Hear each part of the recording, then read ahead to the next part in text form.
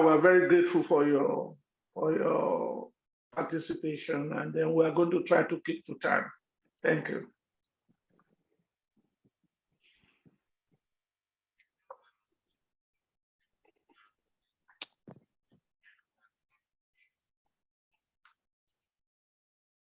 Your Excellencies, very distinguished invited guests, ladies and gentlemen, we say a warm welcome. Thank you for joining. Thank you for participating. We kindly advise that you share the registration link to your contacts because we are going to kickstart in the next 2 minutes. Kindly remind your friends, your colleagues in the several groups you're part of, and make them understand that we are about to start the 11th edition of the Emmanuel Egbogah Legacy Lecture Series. We're going to kickstart in just 2 minutes. But before we start, I would like to know where you're joining from. So kindly make use of the chat box and just drop a chat, your name and where you're joining from. And in 2 minutes, we'll kickstart this event officially. Once again, make use of the chat box. Let's know your name and where you're joining from. Thank you. So I'm joining from the Federal Capital Territory, Abuja, and I'd like to know where you are joining from. I'm reading the chat box. Again, kindly share the registration link on all of the groups you're part of. Probably you can take a screenshot of your screen and paste there and advise people to join. Okay, I see Peter Hartley, a keynote speaker joining from Rice University in Houston, Texas, USA. Amazing, amazing. It's amazing to know that we have participants joining from all parts of the world. Thank you. Thank you for joining. Two more comments and we can start. 2 more comments, 2 more people, 2 more participants. Prof. Chidi from Port Harcourt. Thank you so much for joining. Amazing. 2 professors started the chat box. Let's see who will join and drop in the comments. 1 more comment and we continue.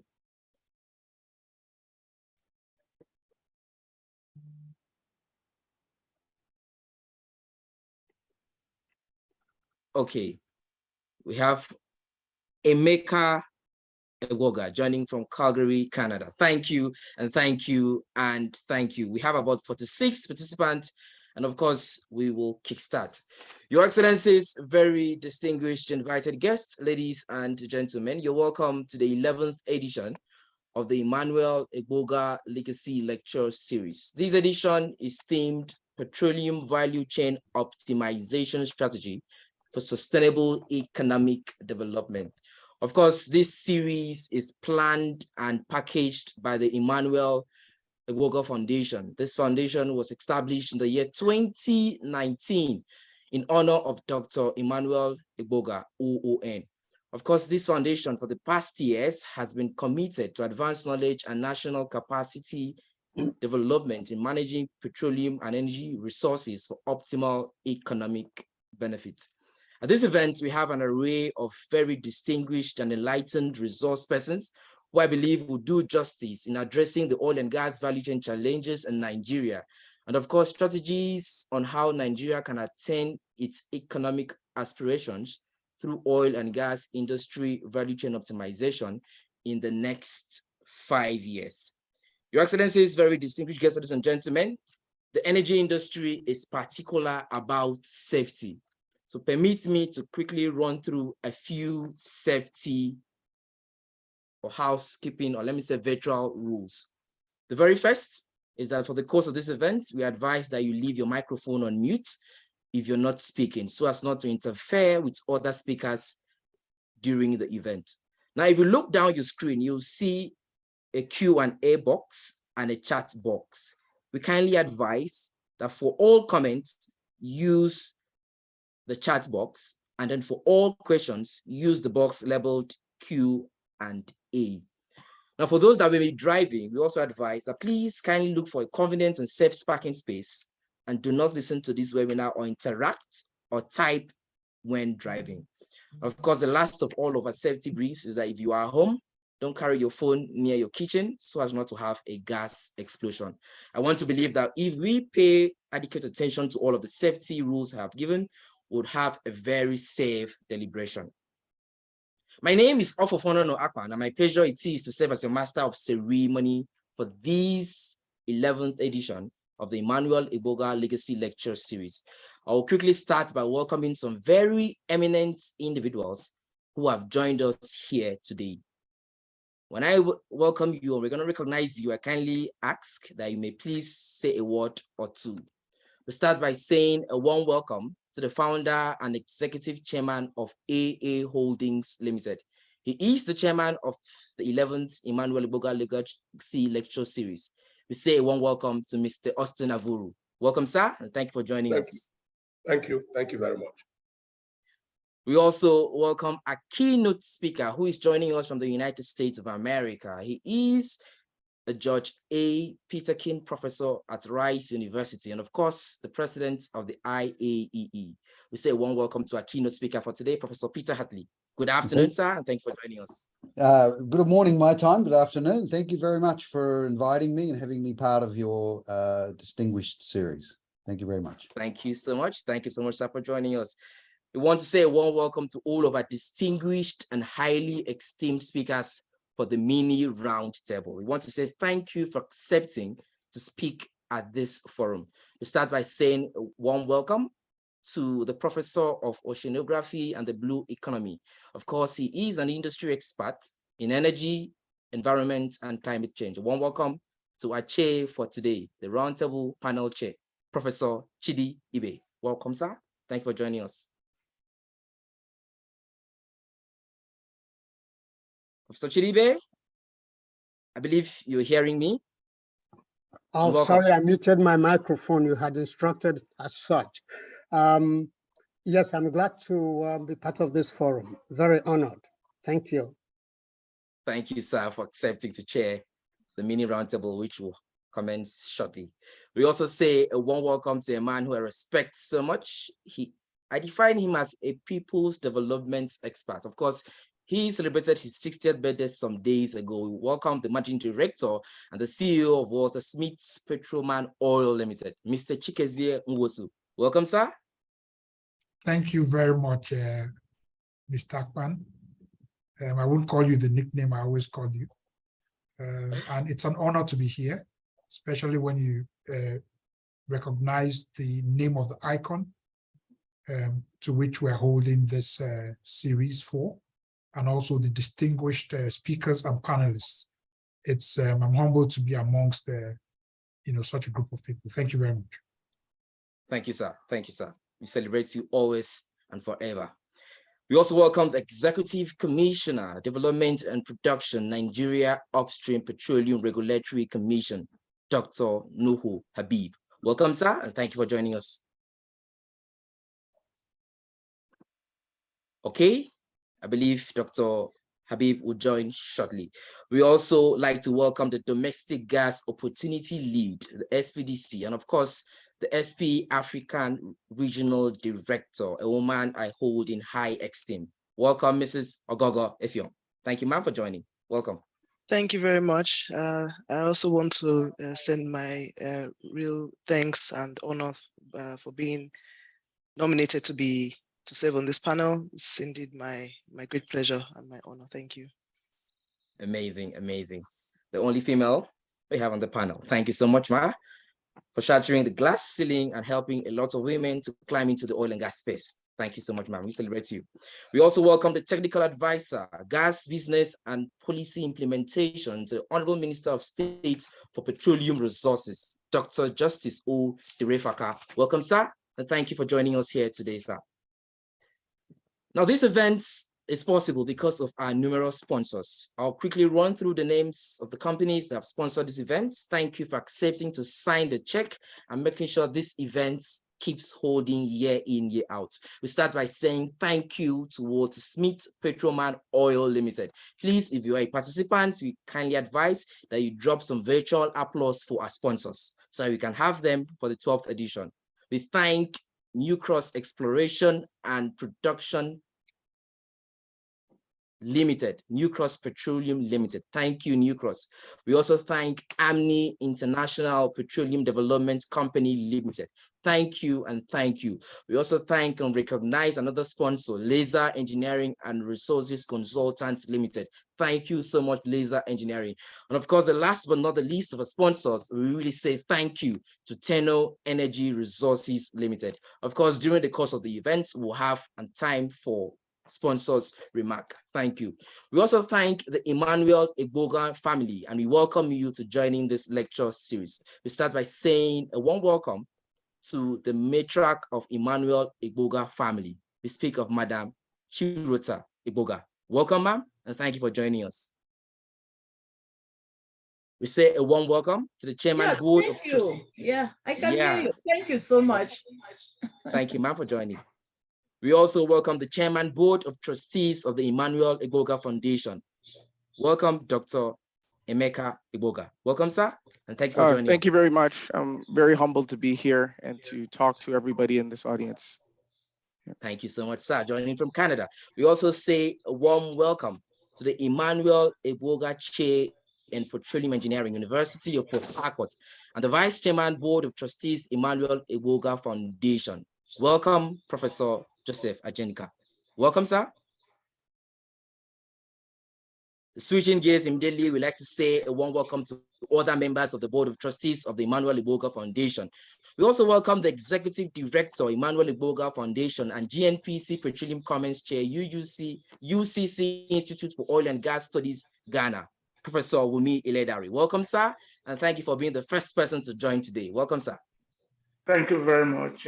Thank you for accepting to lead the MCD occasion. Thank you sir, all for coming. And of course, the coordinator for this event, the manager, Emmanuel Egbogah Foundation. Welcome, Dr. Susan Ubara. Welcome, ma'am, and thank you for joining us today. Thank you so much, Akpan. Welcome the leagues of friends from the foundation, from the industry, from the government, from the academia. Welcome all representatives of non-governmental organizations. Welcome members of the fourth estate of the REM. Welcome all distinguished guests, ladies and gentlemen. Once again, thank you for being part of this lecture series, and we say welcome. Switching gears immediately, we'd like to have a very first remark, which is a welcome address. Of course, our very first speaker is a man I respect so much. Of course, he is dedicated and commitment to work. I'd like to welcome for his welcome address, the Chairman Board of Trustees, Emmanuel Egbogah Foundation, Dr. Emeka Egbogah. Sir, the visual stage is yours for your address. Thank you very much. And you've done a wonderful job to jumpstart this lecture series. So I'd like to start by saying that this 11th EEF lecture series is especially special because yesterday marked Dr. E's 80th birthday. And it's not just the number that is important. I think we look back at what he's done over the last 8 decades, and it's culminated in being able to have this series where we have key people from the industry. We have very well-respected panelists that have afforded their time to come to this session and communicate the knowledge they have, the experience that they have in the industry, and working to continually grow our knowledge base amongst professionals and the academics that we have in this country. So I'm extremely blessed and humbled to be part of this foundation. And it wouldn't be possible without the ferocity and vision of Dr. Professor Iledari, who came to me just over 3 years ago with the idea of setting up this foundation. It was a very hard time when he first reached out because we were still getting over the passing of Dr. E, but he came with a very clear vision that we must set up this foundation so that we can have the opportunity to continue his legacy through this lecture series. So this is the 11th of its kind. And I think when you look at all the events that have happened in the last few years, especially COVID, we're very much blessed to have this series go on and build strength. You can see by the people that we have today that we're getting very elite representation from the oil and gas industry, from the energy industry. So again, I thank those that have taken their time to be here and share their experiences and their opinions on how we can advance our technology and resource maximization in the country. I don't have much more to say, but I will end by saying I'm very, very humbled by the audience that have attended this session today. I'm very humbled that this is number 11, and number 11 will continue to be 12, 13, 14, 15 through the efforts and vision of many people that donate their time to making this foundation a success. So thank you everybody for your participation today, and I'm very much looking forward to the conversations that we have. Thank you. Thank you, thank you. I thought we would give our chairman some virtual applause. I'd like to see some virtual applause on the chat box. Still reading on the chat box, we'd like to still recognize some very distinguished personalities, which I'm seeing their name on the chat box. I'd like to say we welcome Austin Olorunsola, who has just dropped a comment. Thank you so much, sir, for joining. We thank Ibrahim Dong. We also thank Victor Soje from New Cross E&P, a sponsor for this event. Thank you, and thank you, and thank you, thank you, and thank you. Your Excellencies, distinguished guests, ladies and gentlemen, we switch gears immediately to the very next speech. The next speaker has a background in geology with over 38 years of experience in the Nigeria's energy sector. He is an astute businessman, a fellow and past president of the National Nigerian Association of Petroleum Explorationists. He is an author of several journals, a recipient of several awards, including the 2013 Ernst & Young Entrepreneur of the Year. Your Excellencies, ladies and gentlemen, please, with an applause befitting of a successful businessman, help me welcome the founder and executive chairman of AA Holdings Limited for his chairman's speech. Mr. Austin Avuru, the virtual stage is yours. Thank you. Thank you very, very much. And welcome. My very warm wishes and regards to everybody, all 79 of us on this forum and still counting. It is really my pleasure, not just to be here during this lecture series, but to be nominated to chair the occasion. Let me spend the 8 or so minutes I have in my opening remarks to just say a few things. 5 years ago, almost to the day, 5 years ago yesterday, I was in Port Harcourt to deliver Dr. Egbogah's 75th birthday lecture. And unfortunately, slightly less than a year after that, he passed on. But the reason I remember this is that the core message that will be the summary of the lecture I gave on that day was that we're starting a transition from the exiting multinationals to Nigerian independence taking over the Nigerian oil and gas space.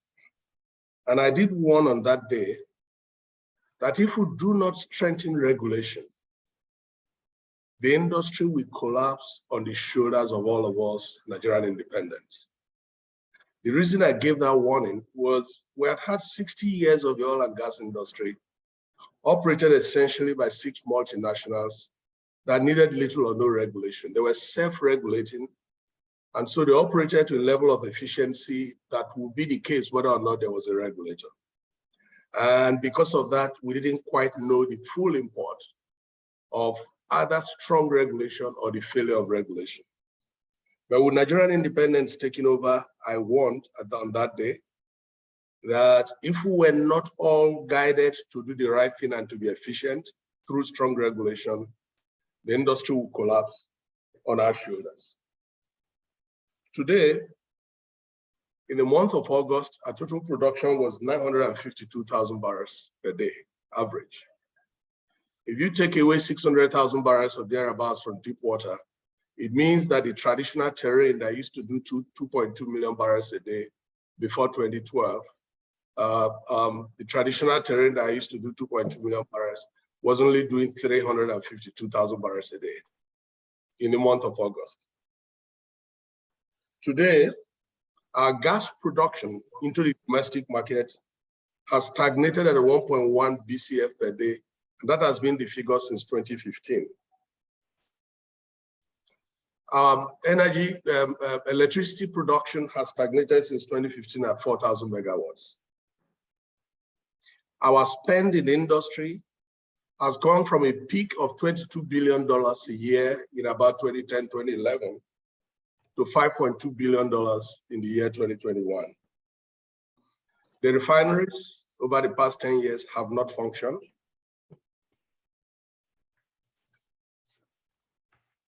So over the past 5 years since we're speaking at Dr. Egbogah's 75th birthday, it is very unfortunate that almost all our predictions have come to pass.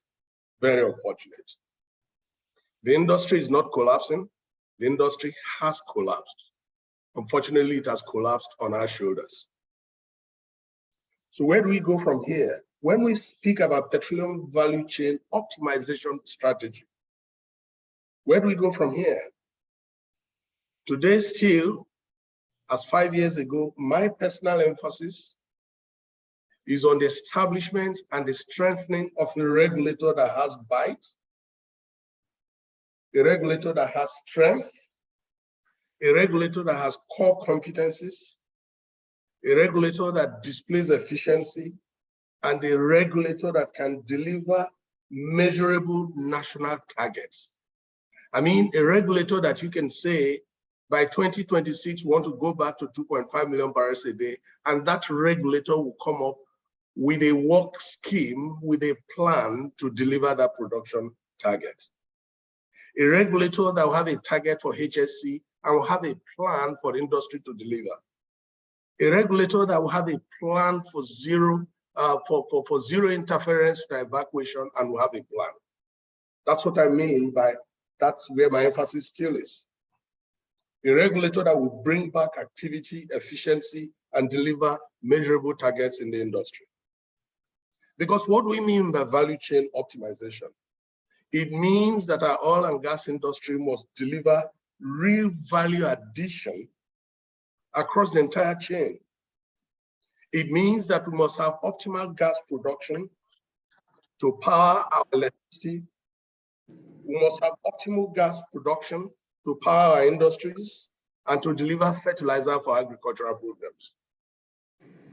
We must have substantial volume of our production, maybe half of our total production, refined locally and part of it exported. We should have LPG replacing all other forms of cooking in Nigeria, especially during this period of energy transition.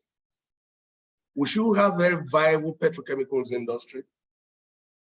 We should therefore, when we have all of this domesticated and contributing to our GDP, we should only be exporting the excess gas and crude oil after all of these domestic beneficiations.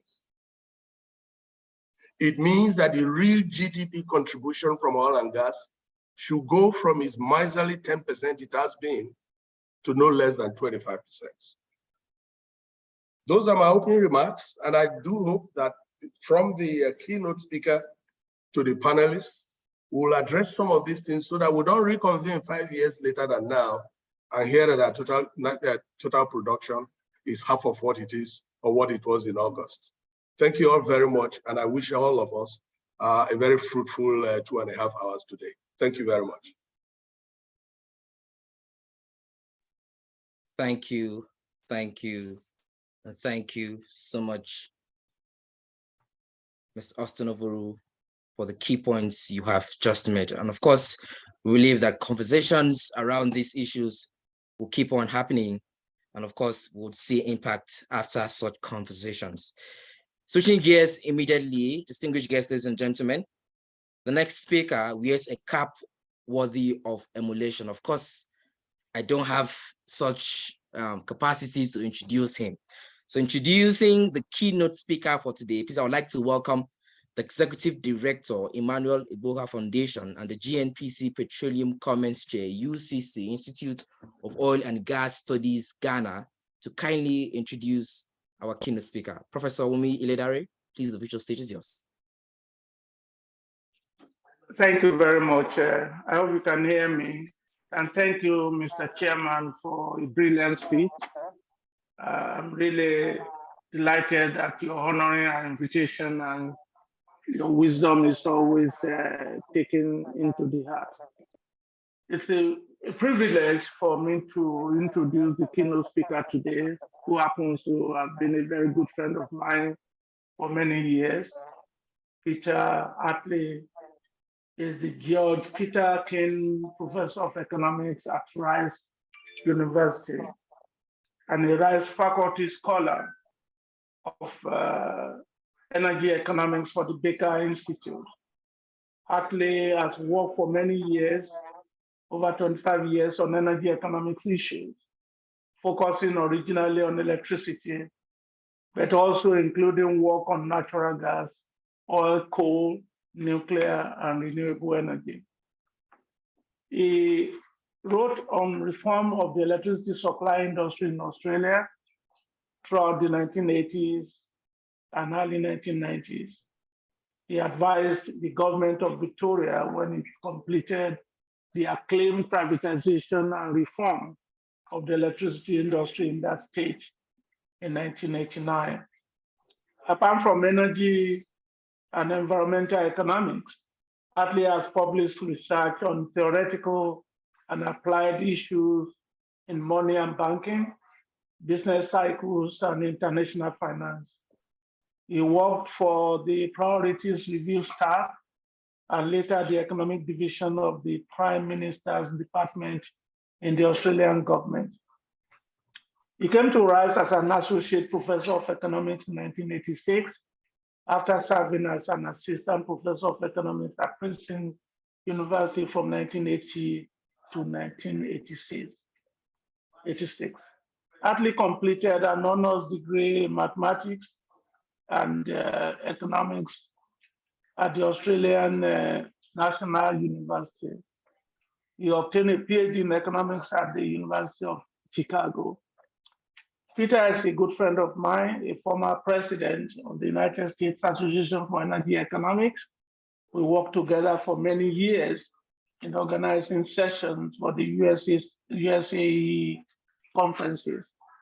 Hartley also is the current president of the International Association for Energy Economics, thereby chairing the Council of the International Associations, and is of course the publisher of the most prestigious energy journals in the world, the Energy Journal. Please kindly welcome Professor Hartley as he delivers this 11th Emmanuel Egbogah Legacy Lecture, which actually corresponds to the 80th birthday of Dr. Emmanuel Egbogah. Legacy for Dr. Egbogah begins with integrity. Hartley is someone that is full of integrity and certainly a good person to really join the list of those that have delivered these keynote lectures over these 11 years. Thank you very much, Peter, for joining us. Over to you. Thank you very much. Thank you very much, Wumi, for those very kind introductory remarks. And especially thank you very much for inviting me to take part in this very distinguished lecture series. And I must say, by starting that I do recall meeting Dr. Emmanuel Egbogah at some of our IAE events. You know, as I mentioned earlier in the chat, you know, I really feel like I have a lot of connections with a lot of people from Nigeria, and not just you, Wumi, but many. We've had students through Rice and seen many people at our conferences. So I've really enjoyed those interactions, and thank you very much for everything you've done to help me, including inviting me over to Louisiana when you were there to give talks. So I also will say that I would like to follow up. Actually, some of my remarks will follow up on what our distinguished chairman, Avuru, had to say, since I do want to speak to this issue of value chain optimization in the petroleum sector.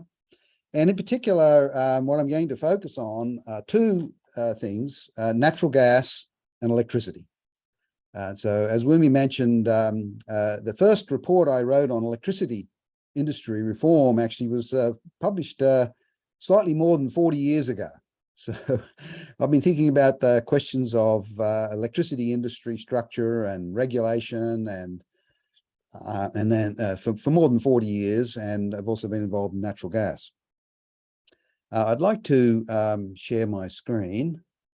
Okay, what does it say? This will stop other. Okay. Okay, so I hope that you can see my screen, the introductory screen. Petroleum value chain optimization strategy for sustainable economic development is the title of this session. And I really want to focus on the economic development aspect of this, and I'll come back and talk about the sustainable aspect toward the end.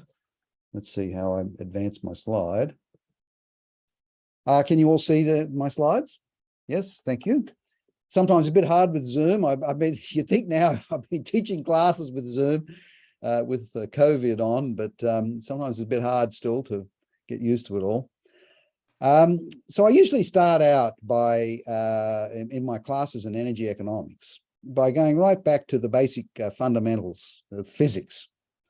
And if we think about in physics, what is energy? Energy is actually the ability of a force to do work. So you don't get any work done without energy. And so we think about economic growth, you know, an economy with the high standard of living, there's a lot of work being done, and all of that requires energy. And one could argue, you know, that economic development could be associated with people getting even more ways of getting more access to more energy sources over time. You know, so initially our ability to work is just based on what we eat. But, you know, by domesticating animals, we have animals being able to do work using more of the ecosystem resources. You know, the animals eat plants, then we can eat the animals, or we can use them to do work. We harnessed wind and running water to help us get access to more of the sun's energy. And then, of course, we figured out that we could burn fuel, and then we got coal, we could burn oil and gas and so forth. So one could argue that now the process of economic development, economic growth has been intimately connected with the ability of people to harness more sources of energy. And indeed, if you look at international data and you look at per capita GDP on one axis and you put per capita energy use on the other, you find a very tight relationship between the two. So there's no doubt that the ability of a country to develop is closely linked with the ability to harness ever more sources and more effective sources of energy. And indeed, you know, the process of economic growth initially involves the modernization of agriculture, mechanization, the use of artificial fertilizers and so forth. And none of that will be possible without energy. I mean, the United States and Canada and Australia and so on are countries like that can be big food exporters, even though a very small percentage of the labor force is involved in agriculture. And why is it? It's because you're using diesel fuel for all of these tractors and harvesters and trucks and so on, where you're using artificial fertilizer and so forth. So it's like as if you have, you know, an army of people working for you, you know, while you're using all of this equipment. So the modernization of agriculture is very important. And then, of course, when that releases people from agricultural labor, they move to the cities, and we have industrialization and urbanization. And that, of course, requires tremendous amounts of energy as well to run industry, and great development of infrastructure, which also is very intensive. So as economies begin to develop, the amount of energy used increases dramatically. So economic development goes hand in hand with increased energy use. So I think this is very important. We think about in coming decades, you know, the continent of Africa is going to go through this process, and given the very large populations in those countries, not least, of course, Nigeria, an increase in the standard of living is going to be associated with a big increase in energy demand, and that has to be met. Also going along with economic development, of course, is an increasing proportion of that energy is used in the form of electricity. And, you know, we might think, if you were a physicist, going back to the physics of what's going on, you know, you might think that electricity was sort of a losing proposition.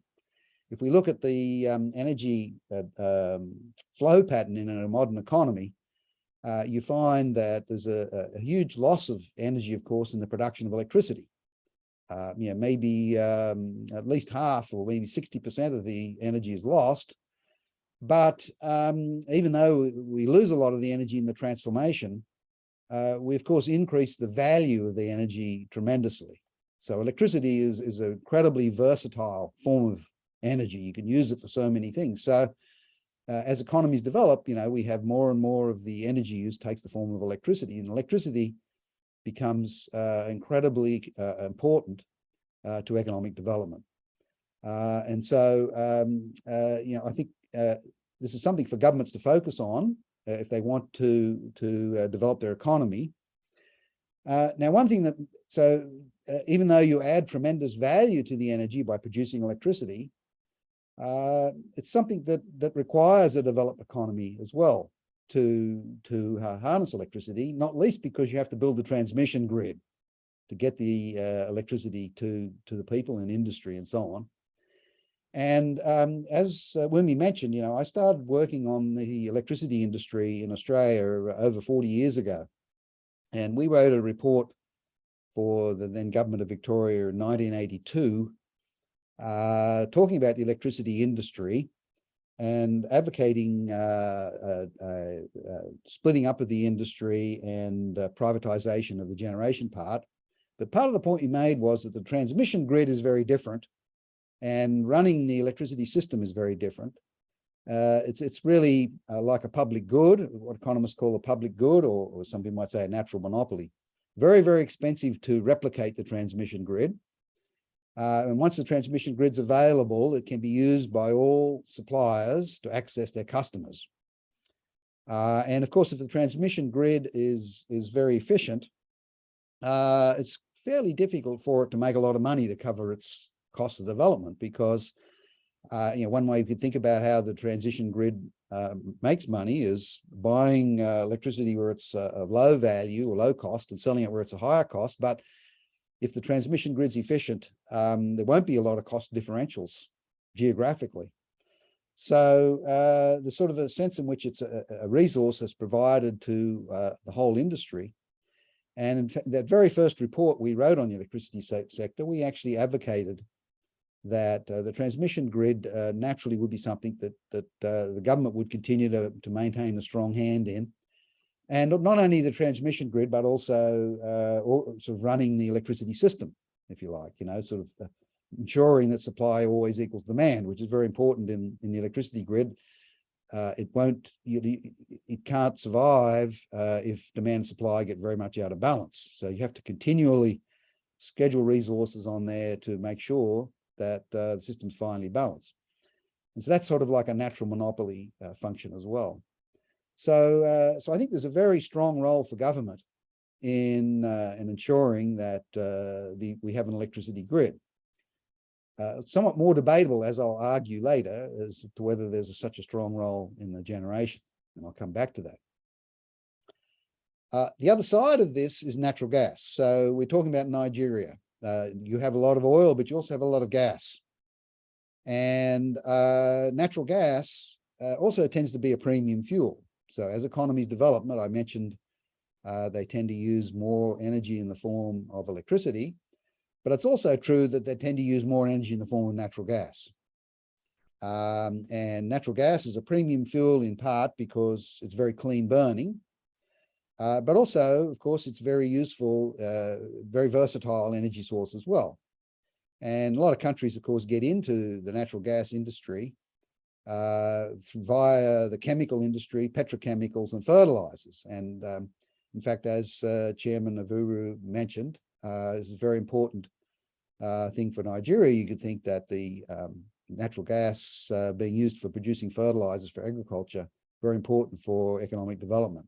As I also argued earlier, modernization of agriculture, critical to economic growth. But the other key thing about natural gas these days is that it's extremely useful for power generation and very important as a source of energy for the power sector. And that's partly because of the development of combined cycle gas turbines, where you add on a steam cycle to the natural gas cycle. So you burn the natural gas through a turbine first, and then with the hot exhaust gases produce steam, and then you have a second cycle. And this means that combined cycle power plants actually are much more energy efficient. So you lose, they're more like 65% energy efficient. So you lose much less of the energy than you do producing electricity with, for example, coal or oil. So that we're finding that natural gas is being used much more for power generation because of the development of combined cycle gas turbines. But natural gas is also very useful because for providing peak load capacity and backup capacity, because the combustion turbines can be turned on very, very quickly. So, as I mentioned, we need to maintain supply equal demand at all times in the electricity network. And so as demand fluctuates, you need very flexible plant. And hydroelectricity can do that, particularly if it's based on stored water. But if you don't have a lot of water, the next best thing probably is natural gas combustion turbines. And in fact, what we're finding is that as countries add wind capacity and solar capacity to their power grids, they're needing much more flexible generation because you not only have to cope with demand fluctuations, but you also have to cope with these supply fluctuations as the wind varies. And so, for example, it turns out the physics of wind turbines are such that if the wind's too low, wind speed's too low, they don't generate. And if the wind speed's too high, you have to turn them off to prevent it from being damaged. And over the range where they're optimal, it turns out that the power generation goes roughly as the cube of the wind speed. And what that means is that, for example, a 10% change in the wind speed from 10 meters a second to 11 meters a second leads to a 30% increase in power output from the turbines. So you have very highly fluctuating supply when you add these kinds of sources to the grid, which means you need very, very flexible alternative generation to ensure that supply equals demand. And this is a very complicated problem, but natural gas has been the fuel of choice. And of course, we're seeing this as an issue in Europe right now with they've been proposing been adding lots of renewables to their grid. And of course, that made them very reliant on the supply of natural gas from Russia to be able to maintain stability on the networks. And now that they've got supply problems with their natural gas, it's creating tremendous problems with their electricity system. So I'll come back to that. But in any case, coming back to my story, the argument is that natural gas is also incredibly important in economic development and is a premium fuel along with electricity. But like electricity, in order to take maximum advantage of natural gas, you need a pipeline grid. And I would argue the pipeline grid is analogous in some sense to the transmission grid. It also has very much natural monopoly kind of characteristics. Once you don't want to replicate one pipeline grid, extremely expensive to replicate. And once it's in place, all the suppliers can access it and the consumers can access it. Now, in a country like the United States, we have a very dense pipeline network already. It's possible to have a lot of competition in the use of that pipeline, but when you're developing a pipeline grid initially, it is pretty much going to be a natural monopoly. And so again, the government has a very important role in that, I think.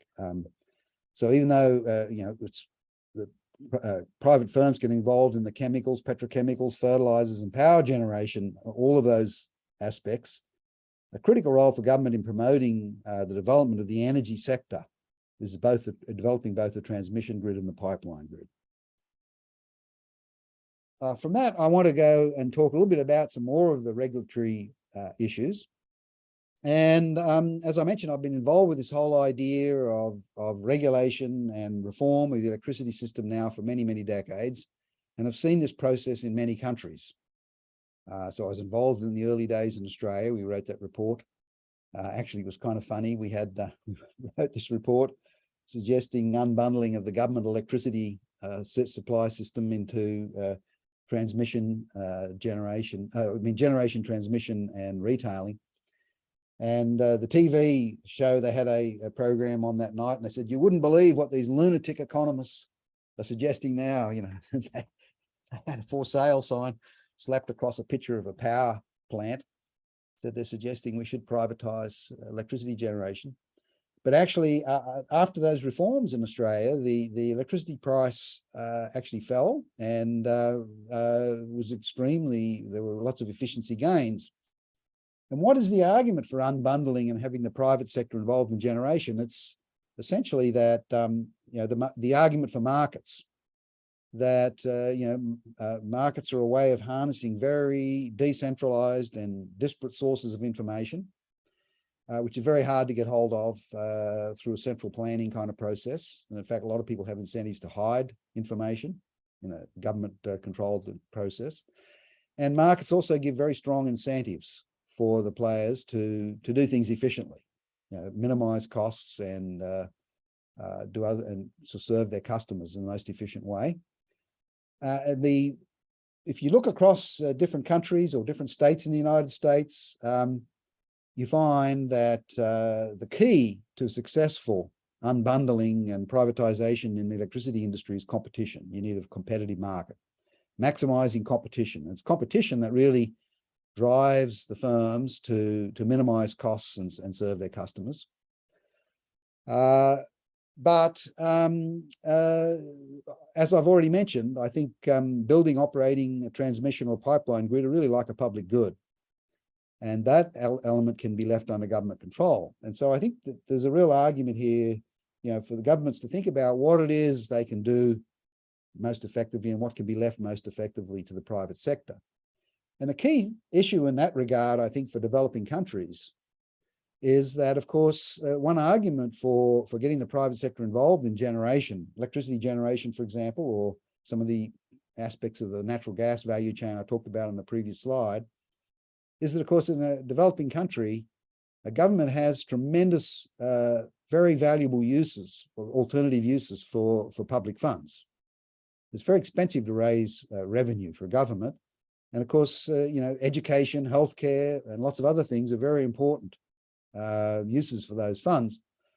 And building electricity power plants is not such a valuable use compared with some of those things like education, healthcare, and so on.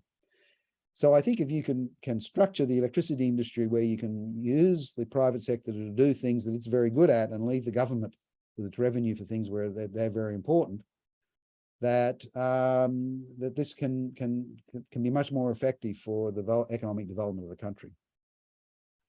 This brings me, of course, to the issue, part of the idea of this session, it was a strategy for sustainable economic development. I've talked about economic development.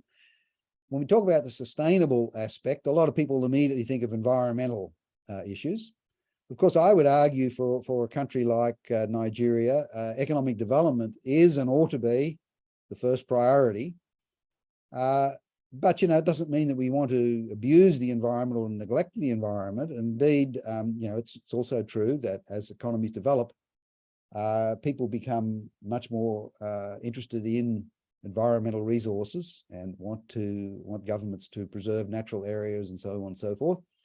So I think it is very important also as you undergo economic development to take account, you know, that you don't abuse the environment. In fact, there's a thing in economics called what's called the environmental Kuznets curve, which basically says environments tend to deteriorate actually as economies begin to develop. but eventually improve as people demand action be taken to solve pollution problems and so on. So sort of in a sense, environmental resources are a luxury good. That being said, I think there's a lot of pressure being put on developing countries to essentially sacrifice their right to economic development in order to satisfy a demand for world public goods. And I think this is quite questionable, really. I mean, I think that countries like Nigeria, their first priority is and ought to be economic development. The other thing I would say about this kind of discussion is that there are lots of things about energy sources, apart from their emissions, that are very important. I mean, these days, there tends to be a focus only on emissions. And even then, one sort of emissions, carbon dioxide. People don't actually talk about the environmental issues from energy production and use that often are far more important to people. So I'm talking about toxic air pollutants, but also water pollution and also pollution associated with mining, that produces the minerals that are needed for lots of energy sources, including modern energy sources. I mean, talk about in the continent of Africa, the Congo with cobalt mining being used for modern renewable technologies and so on. Often people don't pay attention to those kinds of costs, human costs to children and other people mining those products, and then also the pollution costs. But more generally, I think that there's been this tendency for a single-minded focus only on carbon dioxide, and when there are many aspects of energy sources and energy use that are very important apart from emissions. And even when it comes to emissions, as I mentioned, there's many more emissions than just CO2. So I've listed here a number of characteristics of energy sources I think are very important. And of course, the first one's affordability, and particularly in a country where people don't have a lot of income, the standard of living is low, it's very important that energy be affordable. And this is also important in developed world as well. I mean, people are talking now in Europe with the problems with their energy prices right now, that a lot of elderly people, for example, on fixed incomes, are having to make a decision between what they call it in England, for example, heat or eat. Either you buy heating fuel or you buy food, but you may not be able to afford both. So we just focus on the emissions from energy use. We put aside affordability. There's a very high human cost associated with that. Associated with what I've just been talking about, of course, is energy security. And this has become a huge issue in Europe with the war between Russia and Ukraine and the restrictions on Russian energy supply to Europe. I think it's really raised again this whole question of the importance of energy security, namely sort of maintaining the stability and predictability of both energy supply and energy prices. Another very important feature of energy supply, particularly when it comes to electricity, is controllability. So energy demand, and particularly electricity demand, is very inflexible, very inelastic. And that requires, as I mentioned, very flexible supply, because you've always got to maintain supply equal demand to keep the system operating.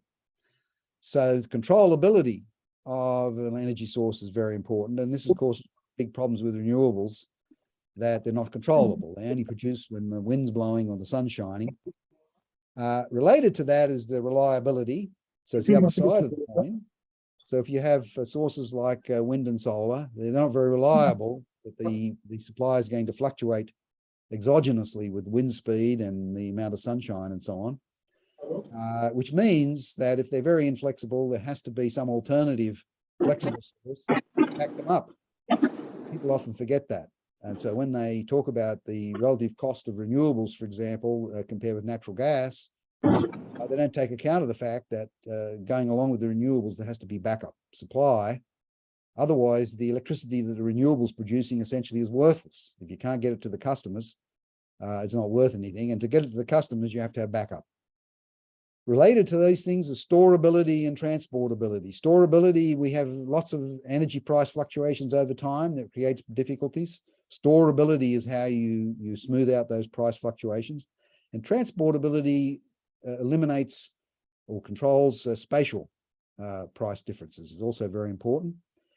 Convenience, available on demand in many locations, a low time, cost of time, a small amount of time needed to access it, and is very safe. This is one of the reasons why gasoline and diesel are so valuable as transportation fuels.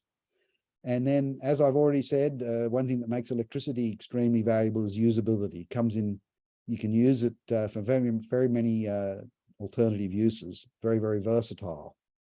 And some forms of energy, some uses, I guess, need particular forms of energy. So it's much harder to substitute energy sources often than people would let on. And finally, when it comes to externalities, environmental issues, apart from the emissions profile and the full range of emissions, I would emphasize, there are many other non-emission externalities we need to pay attention to.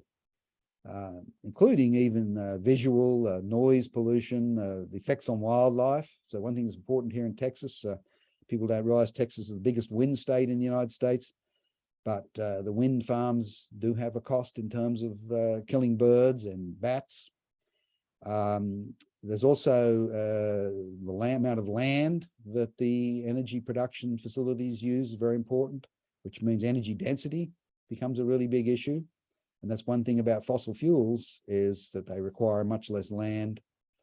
And then, as I mentioned, minerals. One of the big things that people don't realize about renewables is much higher mineral inputs, rare mineral inputs and so on than traditional fuels. And then you've got the disposal issues at the other end. These solar panels, wind turbines and so on use lots of toxic minerals. There's environmental issues associated with that. So even when it comes back to the sustainability aspect of the title of this lecture series, Sustainable Economic Development, I would say that there's many, many more issues involved in thinking about environmental sustainability than simply emissions. And I would sort of say that some of the issues of affordability, energy security and so forth also relate really to sustainability of the economic growth that the country is wanting to experience. With that, I will leave my remarks. I think my time is more or less up, and I very much appreciate the invitation again to speak to you all, and I look forward to the roundtable discussion. Thank you very much.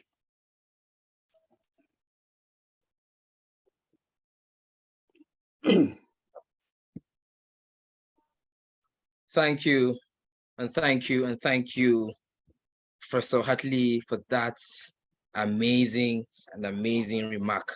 We really, really appreciate the keynote address. And of course, you've contributed to key issues, which I believe has set the pace for all of our mini panelists to speak about. So very quickly, we're switching gears immediately to the mini round table, who I believe will build on the conversation Professor Hartley has already started. Now, dear participants, if you check below on your screen, you will see a box that has the highlights of Q&A. Kindly endeavor to put all of your questions inside that box and you responded to. Please don't drop your questions in the chat box. Drop your questions in the Q&A box and it will be attended to after the 50 minutes we have for the mini panel session. So our panel chairman graduated in the year 1974 in the UNN in Suka and was a German academic exchange scholar. His bubbling career spans through being a petroleum engineer of Shell BP Petroleum Development Company. He is and has been a research oceanographer, a petroleum consultant, and a university teacher. Of course, he has also been a UN technocrat and diplomat in the UNEP, UNESCO, and UNIDO. He is a former university pro-chancellor and a fellow of the Academy of Science in Nigeria, amongst several other professional bodies. a recipient of several awards, and an author to so many journals. Your Excellencies, distinguished guests, ladies and gentlemen, please help me welcome a professor of oceanography and the blue economy, an industry expert in energy, environment, and climate change, our panel chair for today. Sir, for 50 minutes, you have the stage. Help me welcome Professor Chidi Ibe. Thank you very much, Mr. Moderator. Let me begin by saying how highly honored I feel for having been asked to chair this mini roundtable following the exhilarating presentation by Professor Hartley. I wish to thank those who have kept the wheels of the legacy series running, and specifically Professor Joseph Ajainka, the indomitable Professor Wumi Iladore, and of course, the indefatigable Dr. Susan Fubara, among others. Now, time is of the essence, so I would go very quickly with my starting comments and then yield the floor to my panelists.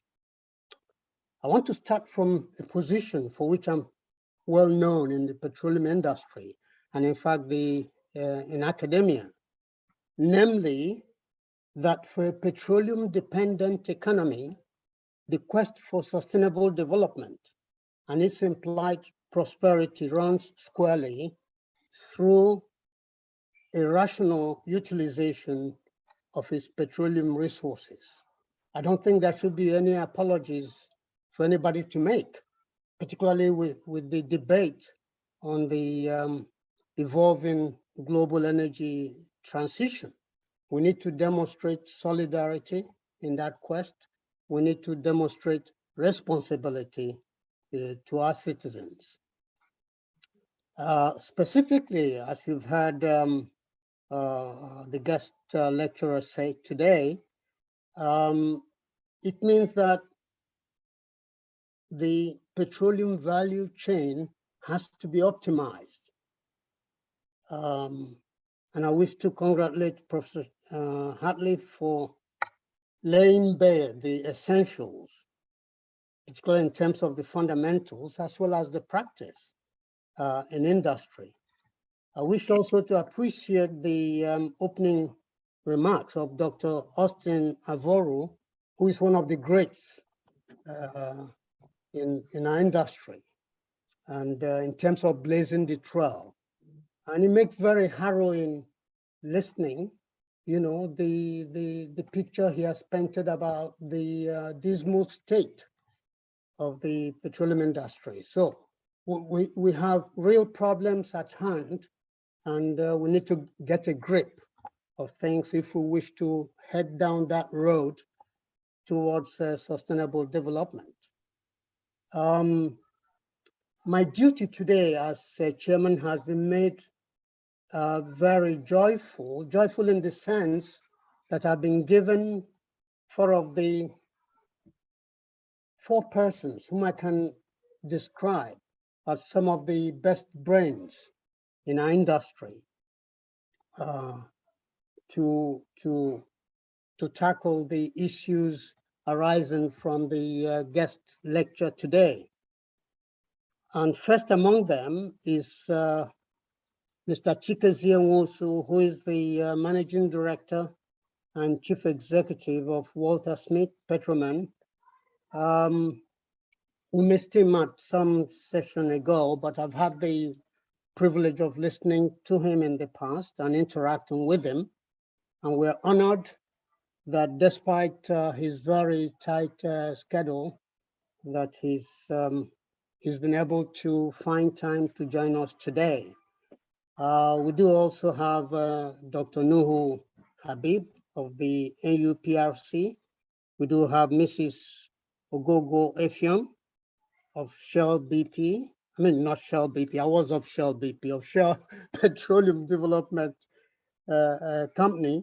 And we do have, lastly, Engineer Justice Derefaka. So between the 4 of them, I'm going to yield the floor very quickly to address some of the issues that you've had from the guest lecture today. Also particularly from the picture painted by our chairman, Dr. Austin Avoru. So can I quickly call upon Mr. Chikezie Nwosu, the MD and CEO of Walter Smith Petroleum, to please take the floor. I'll be very stringent with time because most of the professionals here have other things logged in for today in their time schedule and would need to run. Beginning from the first speaker himself, he's given an indication he has to run at 4 o'clock. But I would like him not just to give his own lecture, but to stay with us and share his vast experiences in the discussions that will ensue. So, Mr. Nwosu, please, you have 10 minutes. Okay, thank you very much. Let me just check that I can be heard very clearly. At least I can, as chairman. I hope the rest can. Okay, very good. And thanks once again for inviting me. I will try as much as possible to weave together a couple of discussions I've had with professionals in the past about this particular topic of petroleum value chain optimization for sustainable development and where Nigeria sits in this whole process.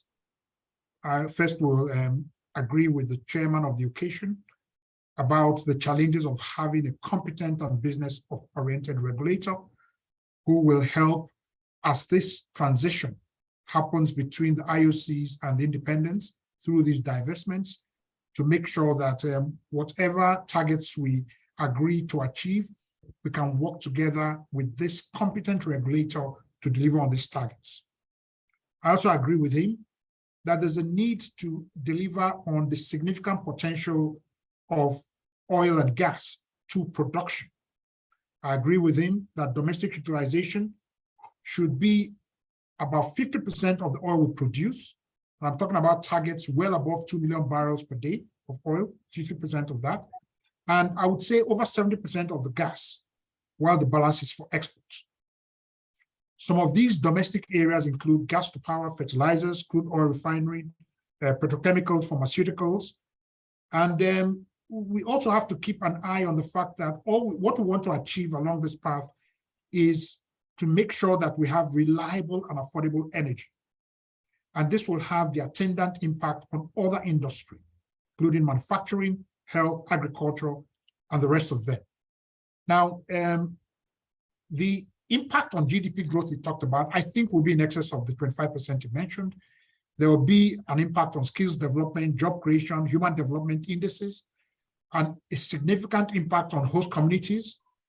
We will be able to address the security challenges by offering skilled and unskilled jobs, and also demonstrating that the oil industry is helping to diversify the economy and impact on GDP growth.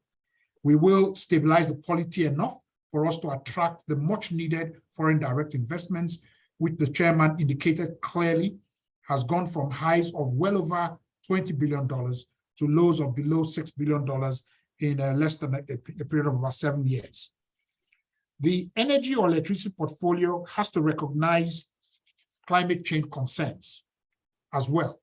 So I agree with the professor that Africa has to treat this in a slightly different way.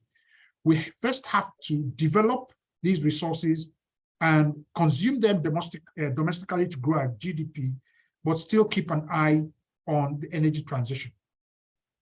This energy transition has not been thought through properly, as it's very clear from the recent events occasioned by the conflict between Russia and Ukraine. We've had climate change advocates driving this narrative on energy transition, and this has ensured that government policies have been driven more by that strident minority without considering the advice of experts and technocrats that a more gradual transition is what needs to be achieved. And even in that transition, we still have to continue to rely on fossil fuels like gas, because solar energy or wind are not things that are permanent 24/7. Traditional funding parties initially started dropping fossil fuel investment from their portfolio, but have come to the realization of recent that this is not possible in the short to medium term. Now, Africa and Nigeria in particular has a trilemma of issues to contend with. The first one is that we need to produce and consume more energy for our developmental needs. That is very clear. GDP growth is directly correlatable to energy consumption.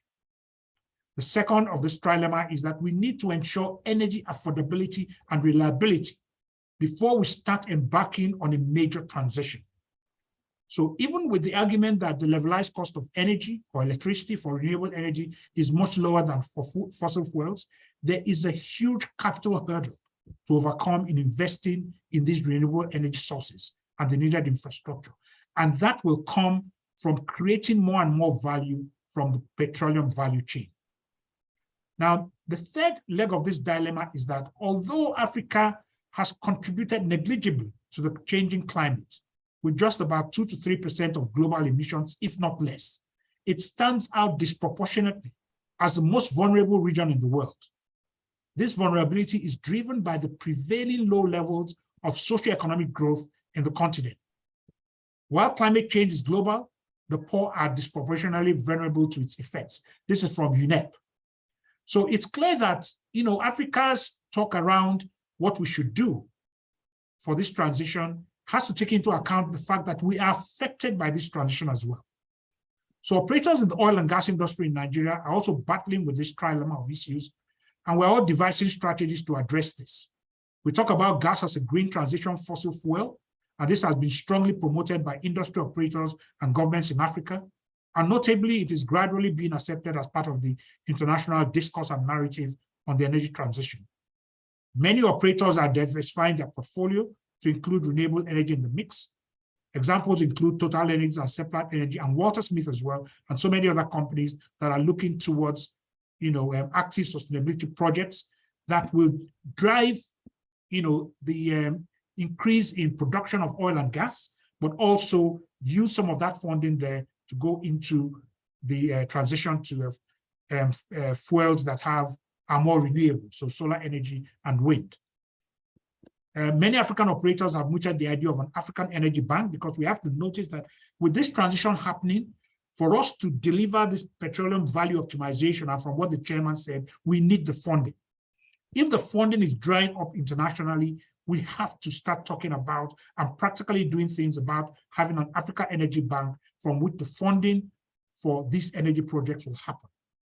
This will hopefully address any of the funding gaps that will result from the expected different speeds with which the West and Africa will transition to an energy mix with more renewable sources. I'd like to end there so I can give more people time. But in a nutshell, what I've tried to demonstrate is that we have to grow our fossil fuel industry. We have to deliver on it. And one of the biggest challenges, if I have an opportunity to come back on, whether you're talking about electricity generation, is above ground risks, whether it be the distribution network or evacuation of crude. That is one of the most important existential threats to our ability to deliver on the petroleum value chain. Thank you very much. Thank you very much, Mr. Chikezie Nwosu, the MD and the Chief Executive Officer of Walter Smith Petroleum. You've heard it all, and I would not attempt to summarize. It was very, it was a clear expose on the situation of the energy industry vis-a-vis the necessity to optimize the petroleum value chain. I hope you will stay with us for the wrap-up discussions. I'm keeping my eye on time, and thank you for keeping to the allotted slot. Next speaker, I hope he's here, is Dr. Nuhu Habib, who is the Executive Commissioner, Development and Production of the Nigerian Upstream Petroleum Regulatory Commission. He must be the only one among the chairman and commissioners of the commission that I haven't met. I think he was being expected, because I was at the, I was an informal advisor to your chairman at the confirmation hearing of the commissioners on 5th of October last year. So I'm looking forward to meeting you someday in the future. But for now, sir, I yield the floor to you to give us your perspectives, particularly from point of view of the points that have been made about the necessity for a very strong, effective, and efficient regulatory agency to chart the path for sustainable development linked to our petroleum resources exploitation. So you have the floor. Thank you very much, sir, and good afternoon. I'm sorry, I just had to step out of class also to be able to partake in this very important and strategic lecture series of the Emmanuel Egbogah Foundation. I would like to thank the organizers for extending this onerous invitation to me. Thank them. I appreciate them greatly also for all the great work in consolidating the great work that the late Dr. Emmanuel Egbogah actually laid a foundation to in building enormous amount of capacity in enhancing value optimization from oil and gas industry. So without much ado, there is actually no better time to progress the narrative around value chain maturation and the role an institutional framework could play in deepening that narrative. If we look at our history of oil and gas production over the last 60 years that we've been doing as a producing nation, one of the major weaknesses that have resulted in value erosion was the weakening of the regulatory in space. And that's why it became necessary for Nigeria as a country to be able to stem up the tide and ensure that we change the narrative by putting in place a regulatory environment that is not only efficient, but it's also effective, while at the same time be greatly independent in the discharge of its regulatory role.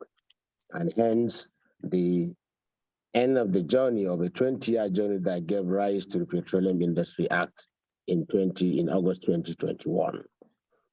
And it's important to note that without doing that, as some of the inputs required to create value for this country, obviously, if the regulatory environment is not strong, if the regulatory environment is not predictable, if the rules of application of rules of the game are not uniform, if there is no transparency in the way I manage the regulatory environment is managed on a day-to-day basis, then certainly all the other bucket elements that you needed to put in the table that will support value creation are not going to happen.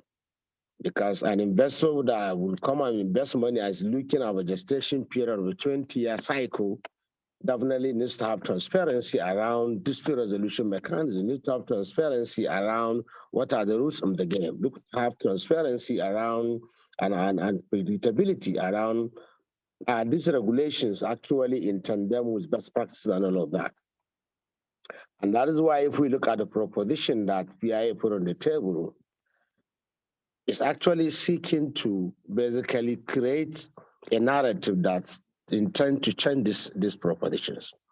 And that is why the regulator is not even only a technical regulator, but it's a regulator that has visibility around commerciality also. Because economic regulation has come to the fore, that is actually a very critical element in terms of value optimization. So that at least you can be sure there is competition in the market, you can be sure that there is welfare optimization, and you can ensure that the rules of the game are adequately followed in a way and manner that it elicits shared prosperity and a win-win scenario with respect to fiscal value distribution. Now, the regulatory environment today, of course, which is pretty much young, it is pretty evident that government have shown a sufficient commitment to kickstart the regulatory process in the way and manner intended by the law. And of course, luckily, probably you are part of, you mentioned the fact that you have provided some independent advisory to the chairman of our board. And ever since they came on board, the commission had assiduously tried to consolidate its mandate, tried to ensure that it set up all the necessary institutional mechanisms, the change management elements required to support the processes, the systems, and all the regulatory framework and instrument required to consolidate the capacity of the Commission to be able to provide the intended regulatory oversight that will seek to support value creation in the oil and gas industry. And this is very much more Jamel, because if we are to increase GDP contribution from the upstream sector into the economy of Nigeria, that means both the domestic crude supply obligation and the domestic gas delivery obligation that the law prescribes today will be administered by the Upstream Regulatory Commission. And of course, without adequate administration of these two critical value enablers, then our own aspiration and intentment of creating or ensuring value chain optimization will simply be a mirage. And we all know in the reality of where we live today, the era of simply producing and exporting oil is gone. Now, if we increase our domestic refining capacity, even within the 20, 30-year window that is undisputable today, that the world will continue to leverage on oil and gas as a major critical enabler to energy supply in the global market, that means there is a very huge window for value chain optimization in Nigeria. Secondly, of course, like all the previous speakers had mentioned, gas is Nigeria's energy of choice, is Nigeria's transition fuel, is the fuel of choice that will take to Nigeria to the promised land within the energy framework. Now, if this is the case, of course, the Commission need to be able to very, very aggressively and quickly drive the domestic gas delivery framework along the lines of the reality of public policy in terms of decadent gas and other policy aspirations of Nigeria, so that at least we can quickly accelerate not only deepening domestic gas supply and delivery into domestic economy, but at the same time facilitating the integration of oil and gas industry also to other sectors of the economy, and particularly manufacturing sector, particularly the power sector. If we look at where we are today in the reality of things, petrochemical industry alone is a major industrial sector that can kickstart and reduce the totality of our value addition and creation to not only Nigeria's economy, but to the global market, particularly looking at our geography today. So the summary of what I'm trying to say is that the importance of strong regulatory institution cannot be emphasized. And to be able to realize that vision and that aspiration, that is why the Commission, from the executive to the executive of the Commission, the executive commissioners, the management and the staff of the Commission, and all our critical stakeholders, we are collaborating progressively to ensure that we are not only institutionalizing the regulatory framework that is intended by the PIE, but we are also doing it in a way, a manner that we hasten value creation and we hasten our aspiration, not only as watchdog, because we are no longer watchdogs, we are now value enablers, we are investment enablers, and we are designed in a way, a manner that we gain our license to regulate on the basis of trust and collaboration with our teaming stakeholders to ensure that there is shared prosperity, so that we can achieve the win-win value proposition that the law put on the table for our teaming populace and our teaming stakeholders.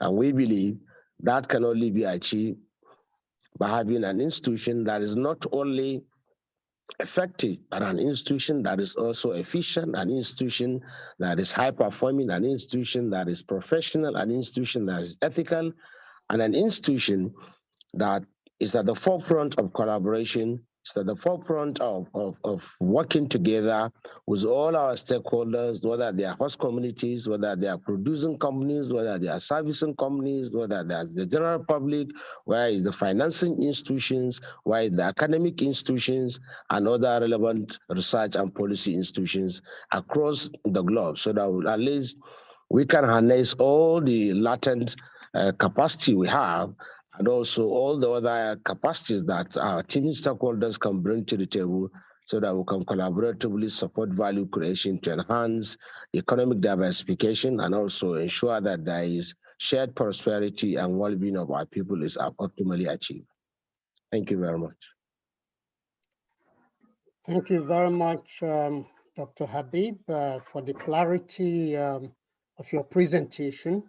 It's music to my ears.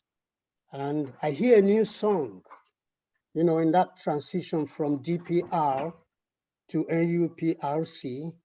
I hear this consistent sing-song about not being just the technical regulator, but being an investment promoter, you know, an enabler, business enabler.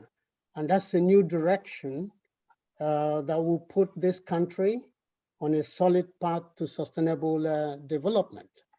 They say that an industry is as strong as its regulatory agency. And I think you've led there why that is the case. So I thank you so much for finding the time. And again, I hope you're going to stick around for the wrap-up discussions, because I'm sure some other people would have some thoughts to add to the presentation you've made. Thank you so much for now. And I'm going to move quickly to the third speaker, who is Mrs. Egbogah Effiong. She's the lead for domestic gas business opportunity for Shell Petroleum Development Company. I had said in the initial statement that she was Shell BP. I did work for Shell BP as a young petroleum engineer. So that the BP keeps creeping, but that's Middle Ages history now. So she's for Shell Petroleum Development Company. And in addition to that, she's the director for Africa. She's the director for Africa, Society of Petroleum Engineers International Board. Again, I think I've had the privilege of listening to her at different fora. And it's my pleasure to ask her to take the floor, request that she takes the floor for now. 10 minutes, ma'am. Thank you. Thanks again for doing me the honor of speaking in this important topic. So I'll go straight to my thoughts on the issue. The upstream portion of the oil industry constitutes the significant portion of our exports, and as a result, the major source of earnings for Nigeria. Unfortunately, 65 or 66 years after oil discovery in Nigeria, the midstream and downstream sectors are yet to reach their full potential, and they've evolved at a much slower pace than the upstream. There is a need to deliberately orchestrate the midstream and downstream sectors to monetize and develop them in a similar manner.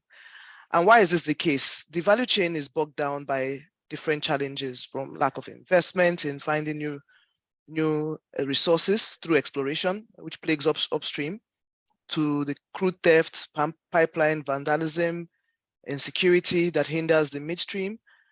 And we've also got non-functioning and underfunded refinery, lack of distribution network and inadequate infrastructure, which have hampered the downstream sector. There's also a high cost and a significant barrier to entry, making it difficult for individuals to participate in the oil and gas value chain. There could also be value loss over time as your facilities begin to age and you have increasing costs of maintenance, you have increasing security costs, you've got other non-optimal, suboptimal ways of working that are not end-to-end driven. So let's first look at an external perspective. I like to look outwards before we look inwards. So if we look at an external perspective, examples of what other countries are doing to maximize their oil and gas value chain. For example, the independent operators in the US onshore have been able to raise their production per well while lowering cost per barrel by using improved drilling techniques and well designs. In the North Sea, they were able to see a significant cost of improvement, which led to a decline of about 20% cost decline. The US has also sustained investment in new technologies, allowing some companies to capture new growth by using these technologies that are integrated at every step of the value chain, including data analytics for planning, industrial, Internet of Things, artificial intelligence, for monitoring, automation, and for business intelligence.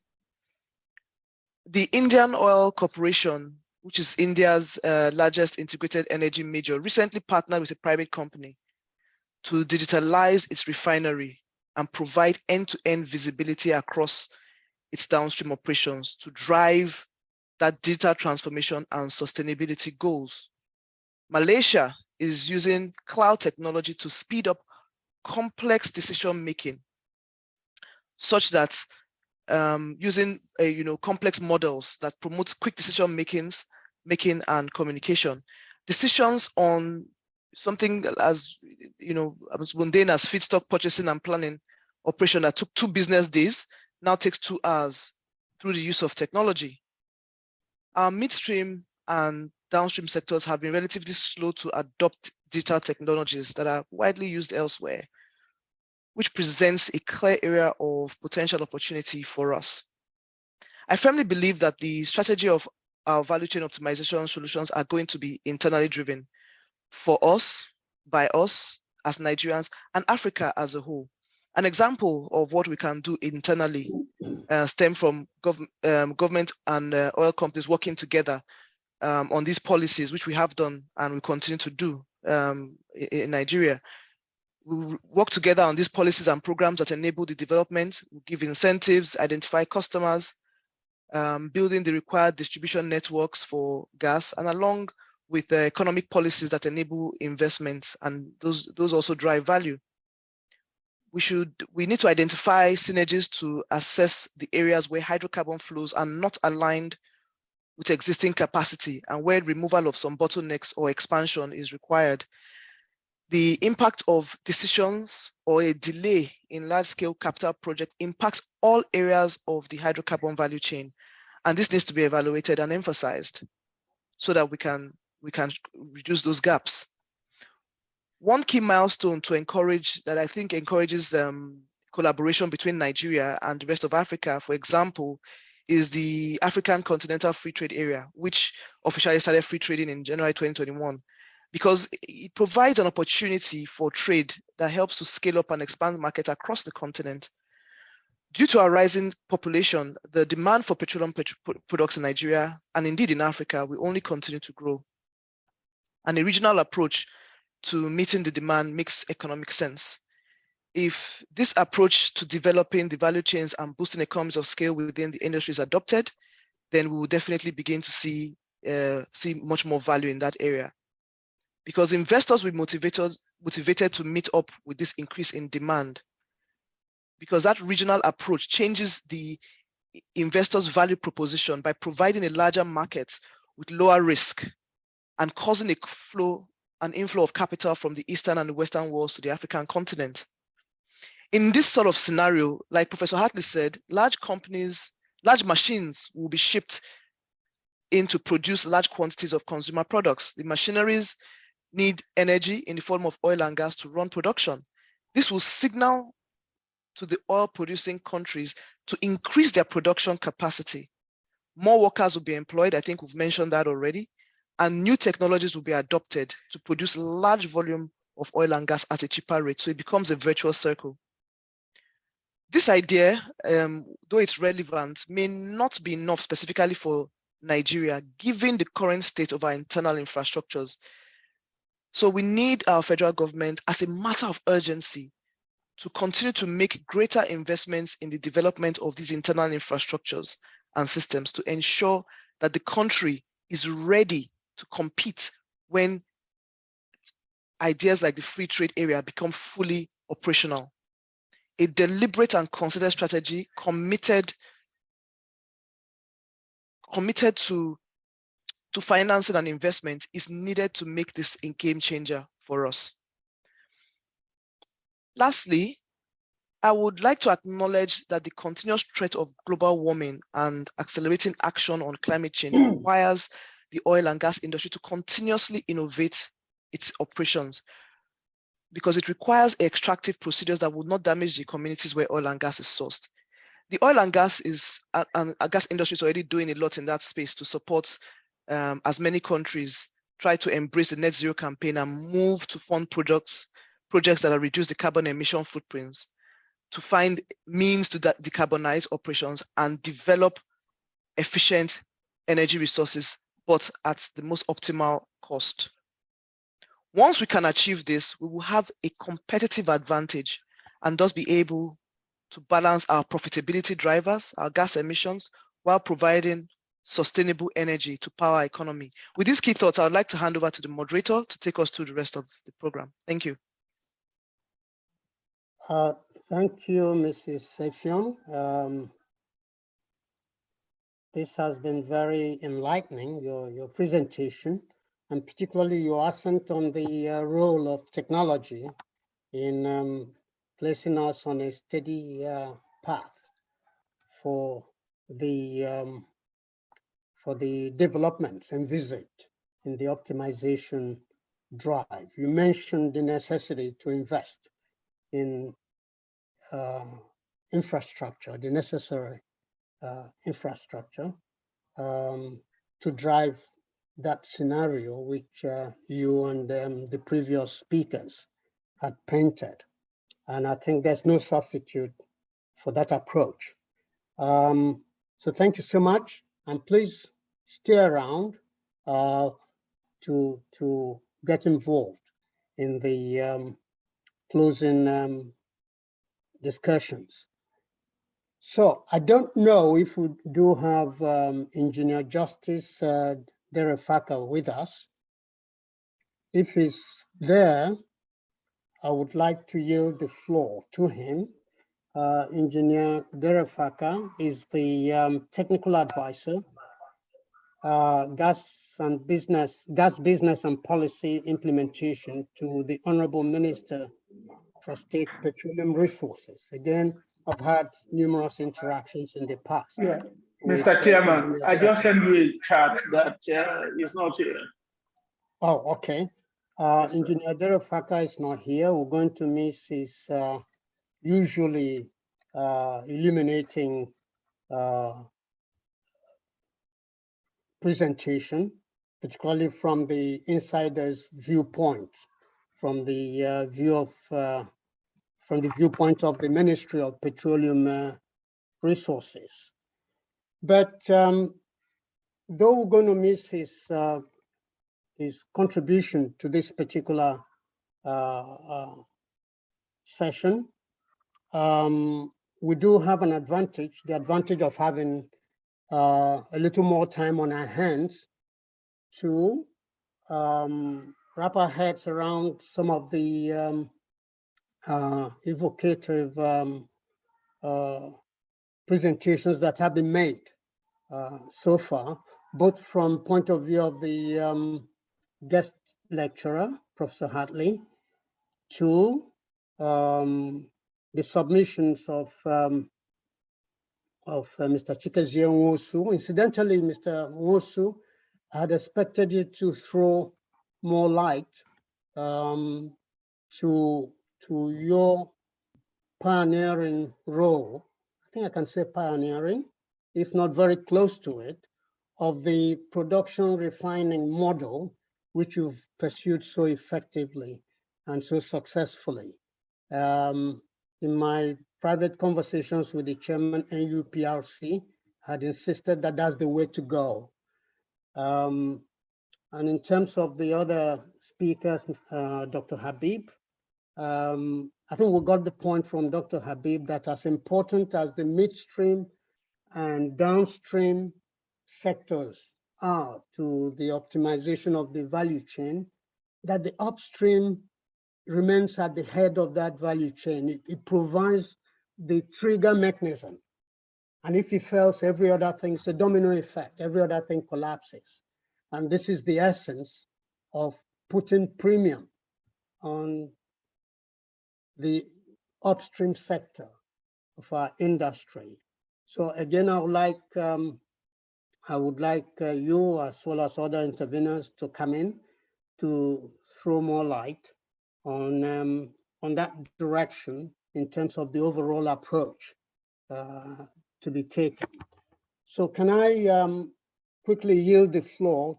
Just raise your hand. I should be able to see you and recognize you. So the floor is open now. And for my, I'm glad to see Mr. Chikezie Nwosu is eager to kick off this section of the interaction. Please, MD. Okay, thank you very much. I was quite hoping that I would have the opportunity to do exactly what you've asked me to do with respect to the, I would call it co-pioneering effort, because it's Shell's and the Niger Delta Petroleum Resources that decided as a strategy to go after domestic refining. So let me try and describe that strategy very quickly. First of all, we observed a number of years ago, and one of our major strategists, Mr. Oloshola, I know Austin Oloshola is online, but we decided a long time ago that the problems on the Trans-Niger pipeline did not seem to be abating. Theft seemed to be on the increase. Trans-Niger pipeline shutdown days were getting even worse. And therefore, we had a strategy that was around securing our crude. So making sure we had an alternative evacuation route for the crude. That was number one. The second one was that we believed, which turned out to be the case, that by aligning with the government strategy on domestic refining, it would put us in a prime position to negotiate some additional assets with the federal government with the purpose of increasing our refining capacity. And the third, of course, for any businessman is to make sure that we made the refinery on its own standalone a commercial success. Now, I think to a large extent, we have achieved all three strategic imperatives we set for ourselves. Because in November 2020, we commissioned a 5,000 barrels of oil per day modular refinery, which has been operating very efficiently since then. And we have managed, by using that, not just for ourselves, but for Seplat, which produces through us, to secure a sizable part of our production, even with the TMP shutdown. But it's not enough, because we still have some significant locked-in potential. And we want to leverage on the success of that modular refinery to expand it. So we're going through the process of adding another 15,000 barrels of oil per day to this, because we think we can use it to continue as both an impact, and I'll come to that, in terms of the impact on GDP growth in the country in a small way, and also to secure our crude oil production. The strategy, the second part of the strategy, which was about attracting assets, has been very successful. We have both a technical and financial service agreement approved by the federal government for a mining lease near us. And we also have the ASA field awarded to us discretionarily by the president along the lines of that same strategy. So that has worked. The third one, about making it a commercial success, has also been very good, because we found out that apart from the regulated products, which is PMS, we don't produce PMS, but we produce naphtha, which is of course the base for making PMS.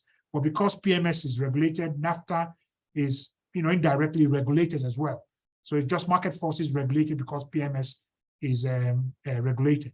But the other products that are not regulated, we have turned a significant commercial success with those products. So it's clear that that strategy has worked as well. So with these successes in place, we've also decided, and this is one of the key things Mr. Austin Avuru also mentioned, about where do you go beyond domestic refining? So we decided that, well, let's go beyond refining and talk about petrochemicals and pharmaceuticals. So we are in a very early feasibility stage of working out what we need to do in terms of modular petrochemicals and pharmaceuticals. And those will all be in our 500-hectare industrial and innovation park, where, and this is now petroleum value chain, because we're going from upstream all the way down into supplying affordable energy and reliable energy to manufacturers that can come into the industrial park that we're building. So instead of saying, where are the customers who have the ability to pay for power, we're saying we will create that affordable and reliable energy and then attract the customers there. For that purpose, we have a 300 megawatts power license, and we're in the process of getting an IEDN license. And therefore, we're building that industrial park with UNIDO. And we're going to go beyond just the upstream sale of oil and gas as commodities into actually delivering them close by to ourselves for consumption, the impact on GDP growth, in addition to helping to remove some of the subsidy on imported petroleum products.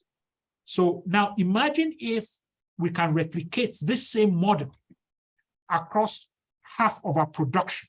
It doesn't have to be modular. Some of them can be large. It doesn't have to be modular. But if you can replicate it to actually start refining about 1 million barrels of oil per day, on the back of that, build petrochemicals, build industrial complexes. So basically just have these zonal centers of excellence along the same models that Walter Smith has gone through, demonstrating that it is both commercially attractive to do that, because before we went into refining, we're told stories about the refining. It's turned out that we can set our own pace, we can set our own standards on how we can commercialize refining. The same thing when we're going into petrochemicals and pharmaceuticals, we will have to, go past that. Now, so if we can replicate this model for a small independent across the country, utilizing 1 million barrels of oil, utilizing 70% of the potential production from gas to deliver these zonal gas to power, so we decentralize all these things about the central network for infrastructure, power infrastructure, energy infrastructure, and make them zonal along these pipeline networks, deliver gas through the AKK pipeline as well, to include the North in this expansion of use, build these industrial complexes around that, building innovation, because we're building innovation into it, extend into agriculture and all those areas. That is the real petroleum value chain optimization for sustainable development. And that's the model Walter Smith is driving forward with. Thank you. I hope that explains what you wanted me to say about Walter Smith. No, absolutely. Sorry, one moment. I need to switch off. I have a dual channel. Oops.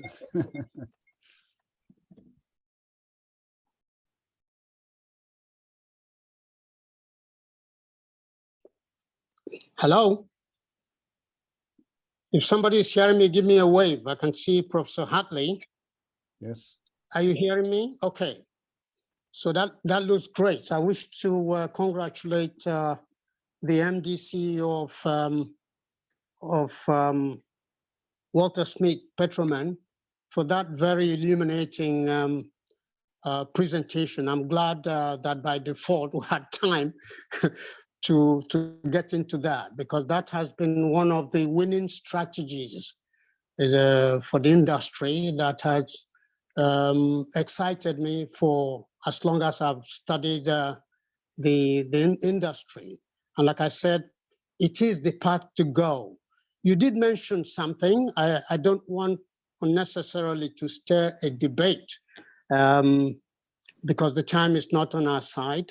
I mean, time is not on our side, but you mentioned that PMS is regulated, but in one of the Egbogah Foundation lecture series, we were challenged by Dr. Timo Kohn, who should know, who has been an insider for a long while, that petroleum, to point out the clauses within the PIA that regulate PMS. And there were no takers at that forum. So I was wondering whether to leave a few minutes for any interveners who can be authoritative as to whether, and we have Dr. Nuhu Habib on this panel, is PMS really regulated? The floor is open for anybody to jump in. Can I? Yeah, Mr. Vu has his hand up. I think I know what he's going to say, so let me allow him. Okay. Yeah, Dr. Habib, please. Okay. Mr. Vuru, Chairman. Mr. Vuru. Oh, okay. is that the chairman? Okay. Yeah, that's the chairman. I don't think Dr. Habib is still here. Oh, okay. Mr. Chairman, sir, Dr. Austin Avoro, you have the floor. Yes, I think it will be playing hide and seek if we say that PMS is not regulated, because there is a price that is dictated by government, and the difference between price and market price is the subsidy, and government pays that subsidy. So if market price is 450 naira, and the price dictated by government and enforced by government, if you sell above that price, DPR or the downstream regulator will sanction you.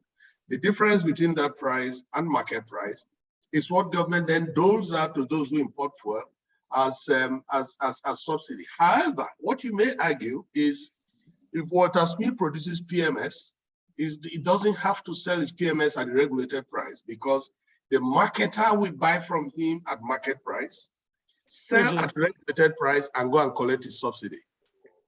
However, I'll tell you the difficulty in building an industry around the regulated price, especially where the monopoly is held by government, NMPC and its refineries and PPMC.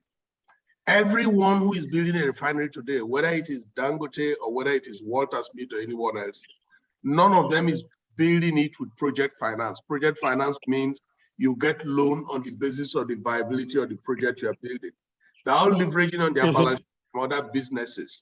The reason is you can't build a refinery, compete with a government monopoly at a price that is regulated. You can get financing for it. Fortunately, we're getting financing from other sources, that from those who have the large balance sheet. And over time, and I hope in the next 12 months, all of that regulation of the price of PMS will go away. Again, likely because we can't even afford it as a nation.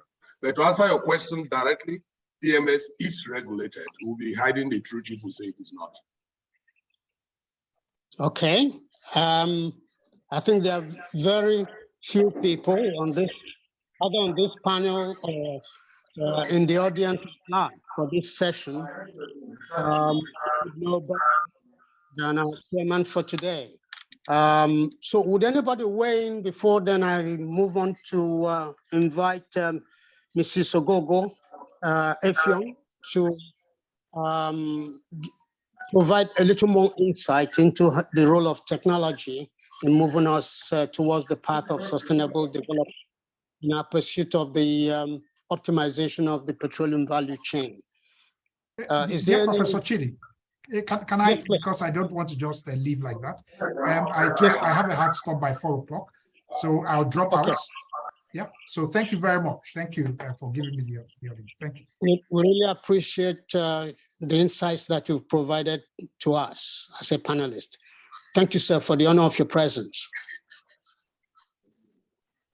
Thank you. So we'll go back to general, and the floor is open. In the we do have 6 minutes.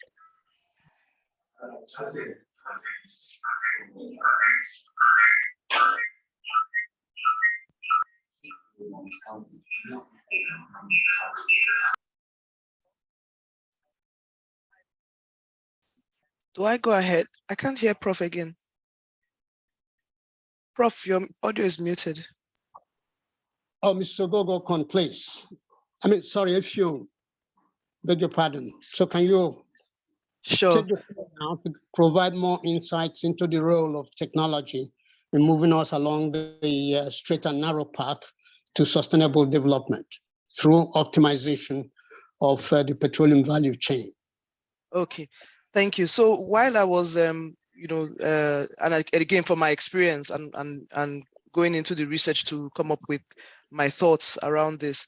I came across a number of different, I don't want to name them here because obviously they are all run by different companies, but I came across a number of different technologies that are being used at every point of the value chain. It was interesting to see software that helps scheduling, the use of digital twin for for various modeling purposes, and even in terms of well design, the design of the well, as simple as it is, design of well, the length of the well bore, the length of the piping, and so on, have also gone through various stages of evolution just to be able to get them more efficiently.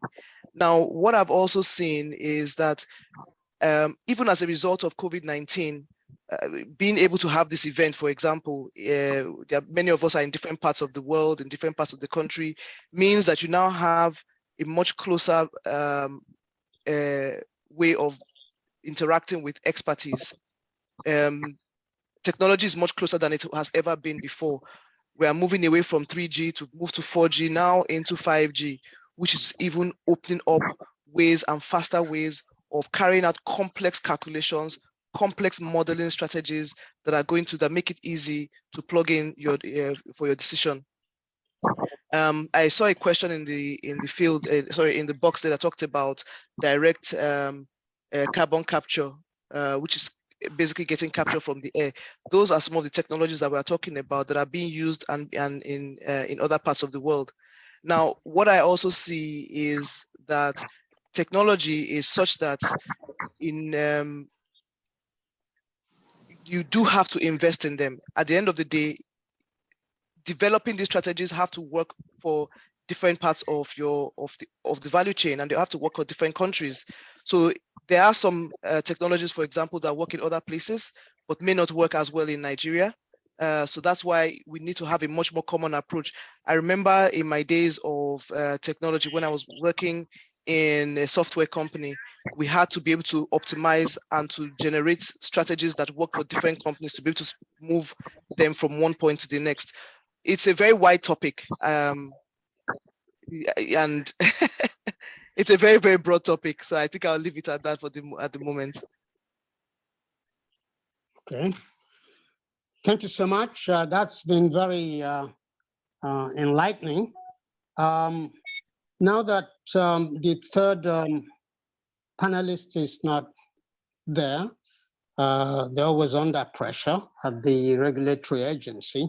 I was wondering if anybody from the audience, from our participants, would like to weigh in on any of the issues that have been thrown up, beginning from the lecture of Professor Hartley, who made the point that it's unfair in the global energy transition to hold a gun to the heads of petroleum economies, petroleum-dependent economies, and to the detriment of development or economic growth. To some of the preferences that have been highlighted by the other presenters. So I will. If I could make one comment, Mr. Chairman. We do have a few minutes. It would be possible if I would like to make one comment, if I yes, could. Professor Hartley. So I was very impressed with Dr. Habib's discussion of the reforms to upstream regulation of the industry in Nigeria. And to me, though, what's interesting about this discussion we've had is that we haven't had someone equivalent from the Nigerian government speak about regulation of the midstream with pipelines, natural gas pipelines, the natural gas sector, and electricity.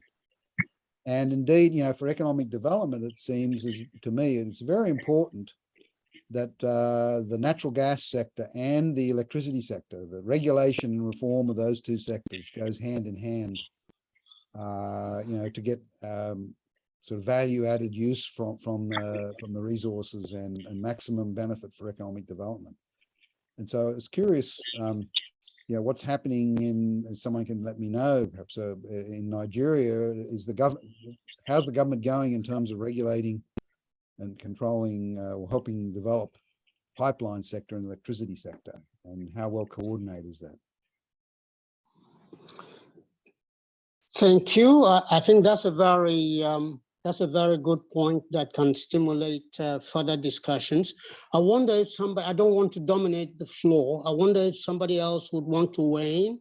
But of course, there is, as part of the Petroleum Industry Act, there are two other agencies, the midstream, in fact, one agency that englobes the two sectors, midstream and downstream regulatory agency. And they are charged with the issues you've just inquired about. And there are the environment created by the Petroleum Industry Act is quite propitious to the development of infrastructure for transportation of,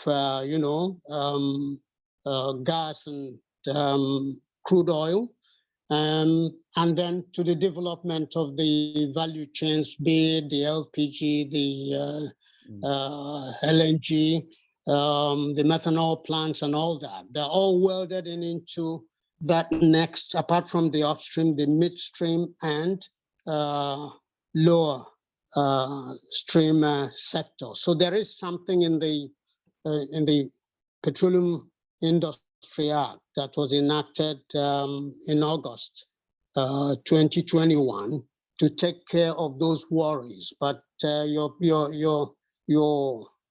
presentation was quite illuminating in terms of the needs in those two sectors, midstream and downstream. Can somebody else weigh in? We do have a couple of minutes before I yield the floor. Okay.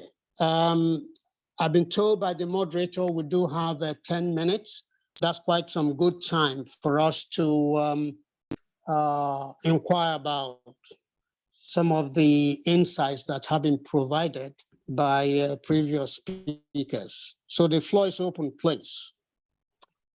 Okay, sir, let me assist. We have some questions on the question box. Oh, so please. Do I help you read it, or you will read it? No, please go ahead. I'm on my phone now, so it's a little bit more difficult. I had to change from my laptop to the phone. Okay, the first question from Alexander Ugodebe is, does NNPC Limited have any regulatory role? Should it have any role considering the new objectives and positions as a limited liability company? So who would answer that, sir? I can kick off because I have a very strong view on this. Okay. To my mind, the NNPC Limited will function as any international oil company, and has no regulatory role. This was the confusion in the days of the DPR, that the DPR went, begging for resources to run its regulatory functions from the NNPC, and sort of gave them that very conflicting role as producer as well as regulator. I think the PIA is very precise on the powers. Okay, I don't want to dominate, but can somebody else weigh in? Yes, let me, my name is Tim Okon, and I can just say a few words around addressing what Professor Peter was alluding to about something about the midstream, and then of course answer the question, is NNPC supposed to have a regulatory role? It doesn't. I think the second question, the question about NNPC's role, NNPC's role is strictly that of a commercial entity executing its programs. But whether it can easily shake off its previous skin and basically grow new skin remains to be seen. As someone said the other day, they are waiting for when the regulator issues NNPC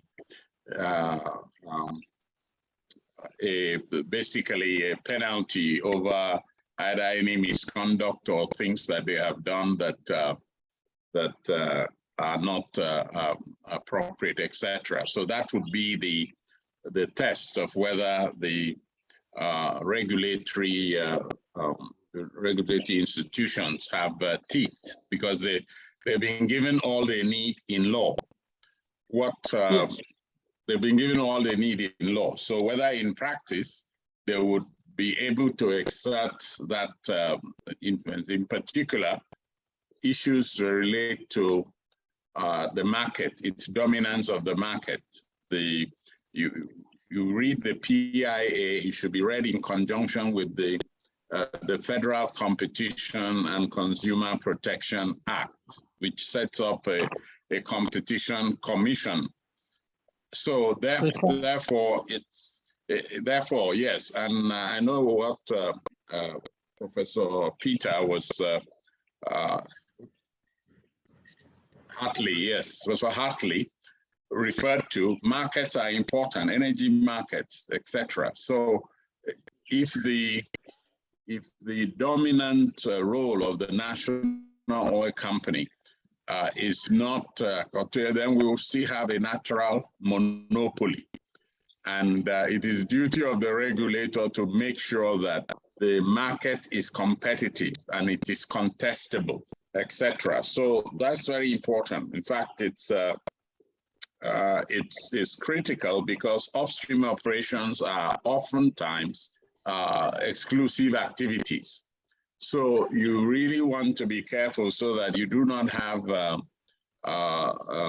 monopoly system being set up with a dominant national company, oil company, and no other competition. I think the Nigerian economy will actually suffer as a result of that.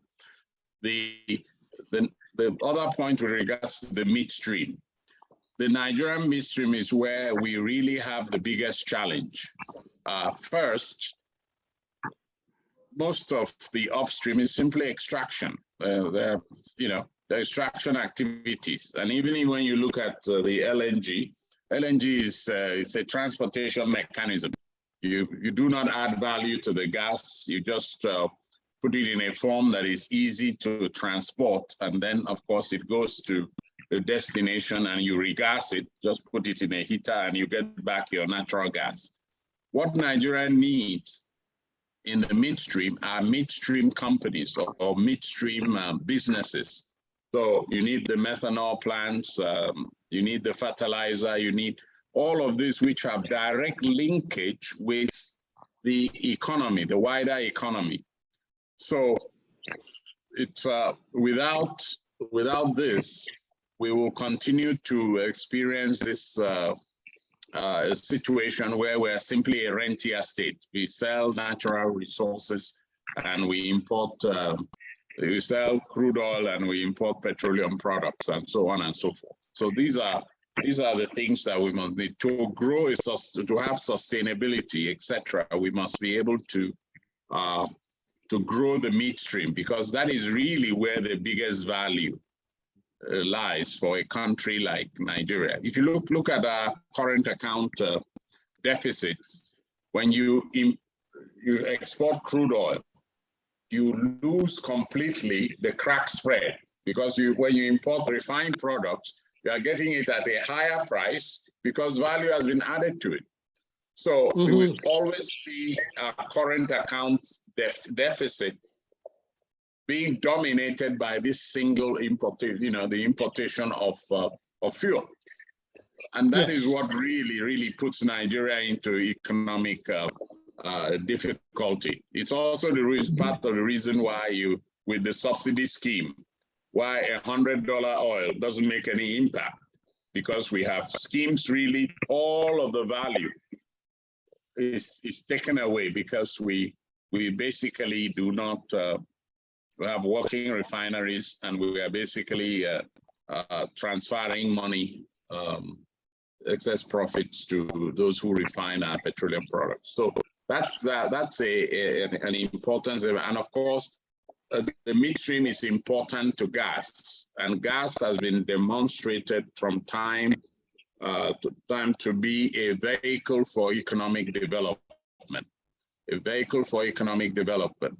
gas is because it's the basic unit of hydrocarbon, CH4.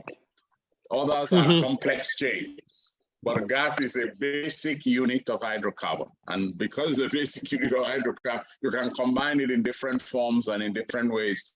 And that is what creates a chemicals industry, etc., and so on.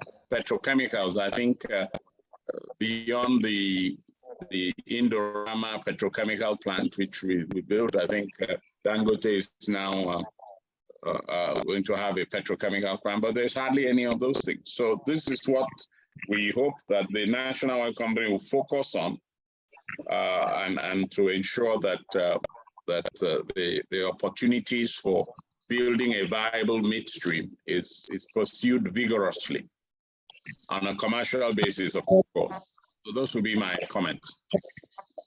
Thank you so much, Dr. Cohn.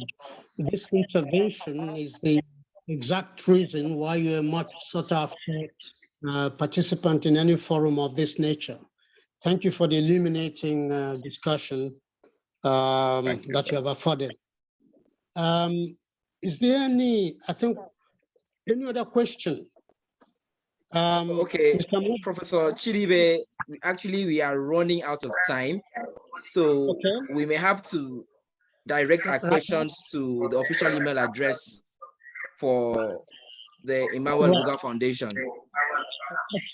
Okay, so I'm going to wrap up now. Yes, sir. So please, if you have questions, I think there's a question by Godwin Igwe that maybe you need to address. It's on the questions something there. Dr. Ogde said, I sent a question. Our problem is not shortage of wisdom and ideas. Our problem is implementation and funding. I think he has a question that maybe Prof, you can quickly attend to in the question and answer forum. So maybe can just take some few minutes and attend to some of those people who put time to put questions.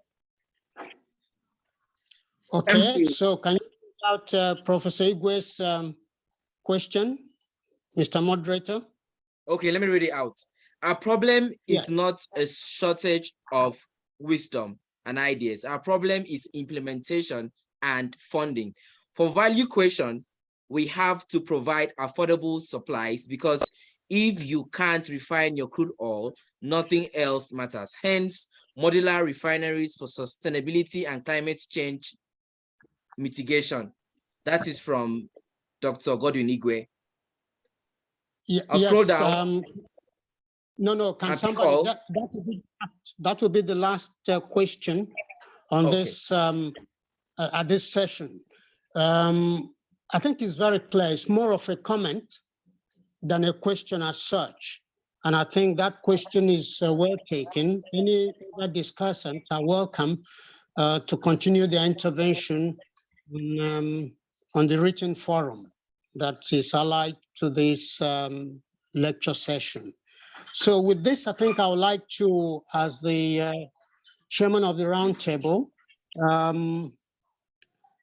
thank all the panelists, first of all, and the other discussants who had weighed in on the issues at stake arising from the lecture of Professor Hartley today.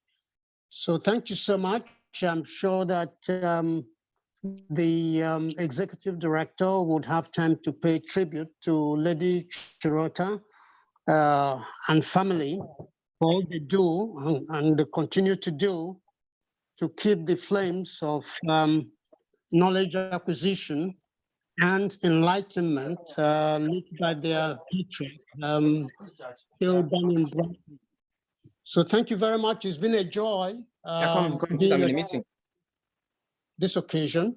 And I think I would like to yield the floor to the moderator. Mr. Moderator, please. Okay, thank you, Professor Chidibe, for that amazing session. Of course, I believe Professor Chidibe deserves some virtual applause. Thank you so much, Professor Chidibe. Please kindly drop some kind comments on him in the comment box. We are very sorry that we could not take all of the questions. However, you can direct your questions to info@EmmanuelEgbogahFoundation.org. Kindly send your questions there, and it would be treated. We are switching gears immediately to the sponsors message. We kindly appeal to all of our sponsors that you kindly give your message for 1 minute, about 60 seconds, please. So I'm going to call up the sponsors, and we advise that please you give your remarks for just 1 minute. So we are starting the sponsors remark from the representative from New Cross E&P Limited. We'd like to hear from the managing director of this organization. Please help me welcome Mr. Victor Soje for his sponsors remark. Mr. Victor, the video stage is yours. Thank you very much. Yes, thank you very much. First of all, I want to greet our mantra, the wife of the late Dr. Egbogah. I want to also greet the son, who is the chairman of the foundation now, and also to greet Prof for anchoring this activity. For us as New Cross, we are actually very delighted to be part of a sponsor for this program, something that we are delighted in ensuring that the legacy late Emmanuel Egbogah left behind continue to grow. And from the discussion today, we can see how important this engagement and this foundation is deepening our professionalism, seeing the various dimensions, looking at issues with different lenses. And that way, that was the passion of our late doctor, and I'm sure he decided that we are continuing in this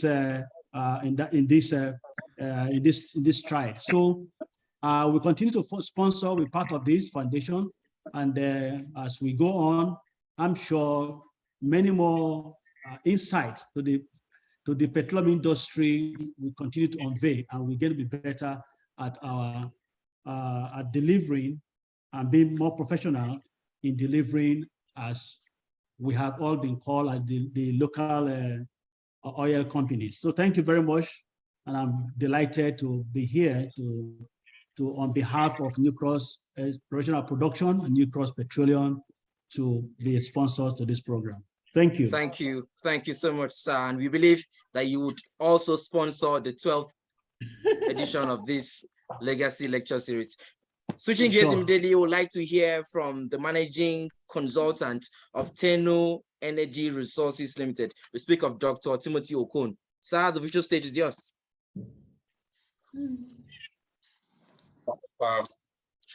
Thank you very much. I think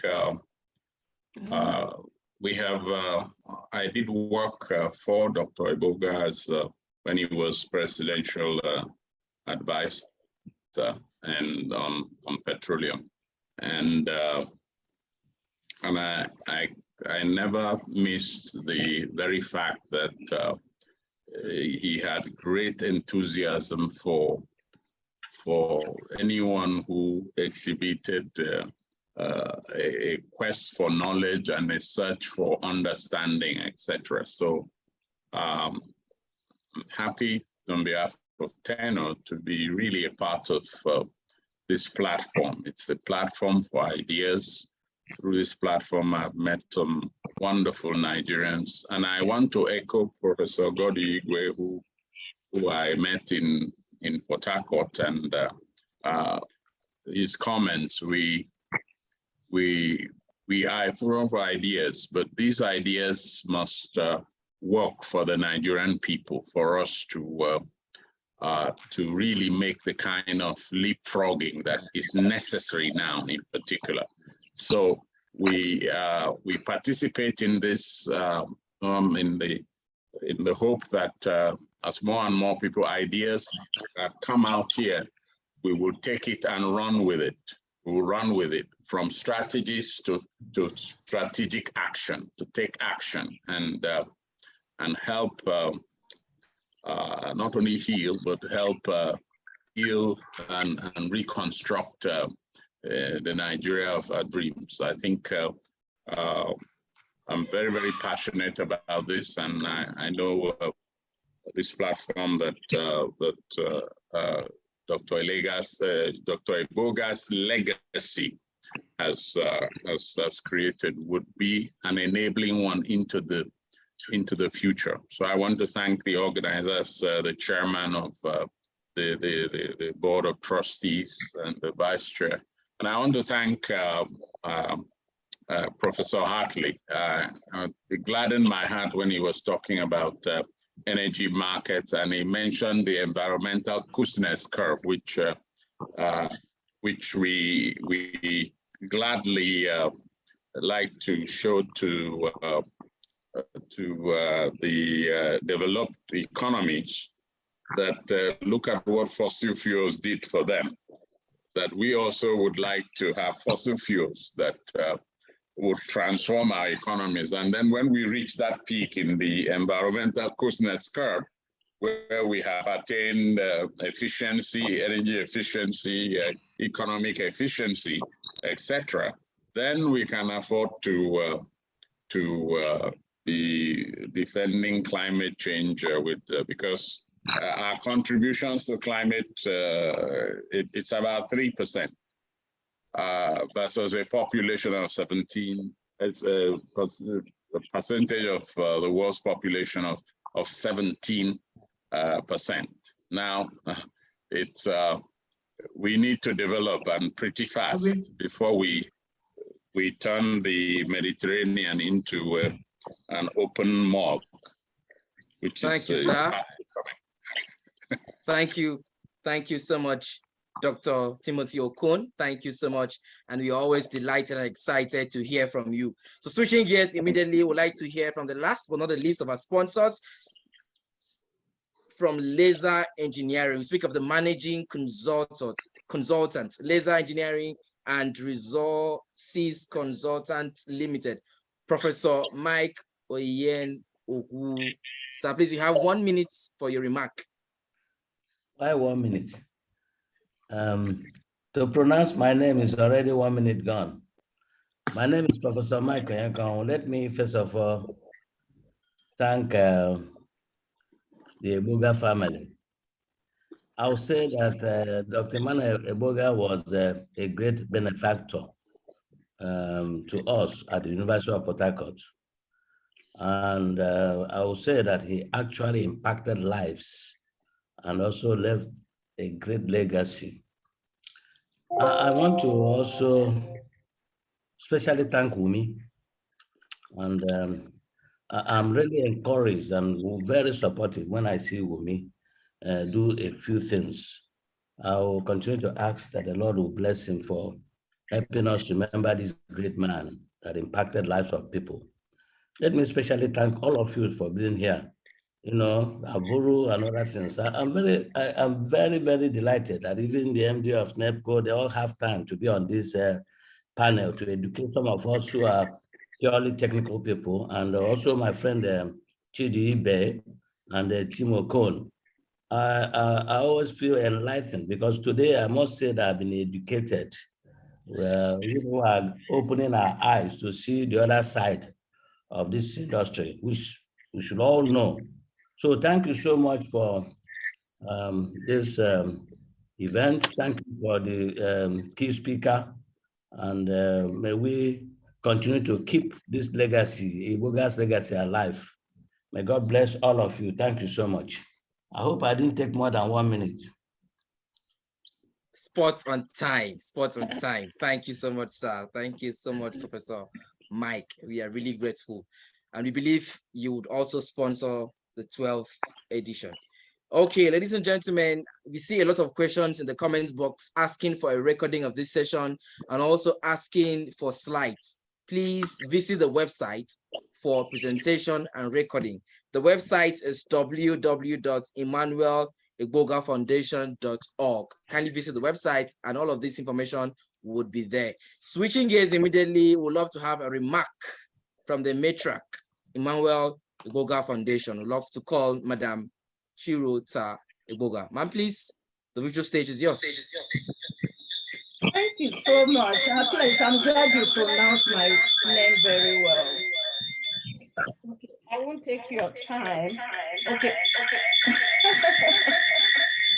With the family of Dr. E, I as is fondly called, would like to sincerely thank the organizing committee of this event, Dr. Susan and her team. You have been working conscientiously to uphold and sustain the legacy of our beloved husband and father. We quite appreciate the effort that goes into all these events. We are truly grateful. Our special gratitude goes to the keynote speaker, Professor Peter Hartley of Rice University, to chairman of the occasion, Mr. Austin Avero, and our amiable MC, Mr. Aan, who has made the event very lively, and then the panelists. First of all, the chairman, Professor Chidi Ibe, who is always there. We appreciate your time. We appreciate your contribution to this great event. And then to my dear brother, Mr. Chikenwosu of Walter Smith, thanks for your time. We also appreciate Dr. Nuhu Habib. We are really grateful. And Mrs. Effiong, thank you so much, my sister, for uplifting the image of women. Abdul, Mrs. Effiong. I hope we see more of you. I cannot thank enough the sponsors of this event. You are all appreciated because without you, without your sponsorship, these events will not take place. I appreciate Victor and his company, Walter Smith, Techno by Dr. Timothy Okon, who is always present in this event, then Amni International, and Dr. Mike Onyekonwo and his company. I will also seize the opportunity to thank my brother-in-law, Dr. Ike Egbogah, who is always behind me and my children in all our endeavors. Then Mr. Austin Oloshola, thank you for being present. Today's event, no doubt, marks the 80th birthday of Dr. Emmanuel Egbogah, if he was alive. Lastly, but not the least, Professor Ajayinka and Professor Wumi Iledara. These are the power, the engine of EEF. We thank you so much. But this being an 80th birthday of Dr. E, please allow me to tell a joke about his vice. We've said a lot of nice things about him, but let me talk about his vice briefly. I'm sure he will enjoy it. I remember coming back to Canada and he said to me, "Chi, today we are going to wash the car. We are going to do a grocery shopping. But first of all, we have to wash the car." I said, okay. But all of a sudden he said, "Chi, please let me wash the car first. And then I come home and we do the grocery." I said, "But why can't we just take off, wash the car, then do the grocery?" He said, "No, Chief, please listen to me." I said, okay. You know what he did? He went and washed the car, went to McDonald's to eat his favorite chips. because he knew that I wouldn't allow him to if I went with him. So he came home and now said, let's go. I was amazed that he went to McDonald's and eat his favorite. That's the joke. And that's his vice. Thank you all.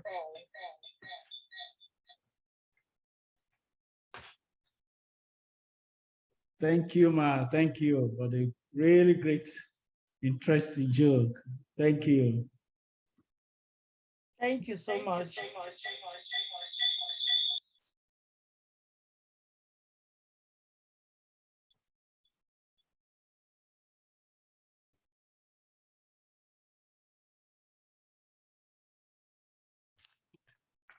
Thank you so much, ma'am, for the very interesting joke.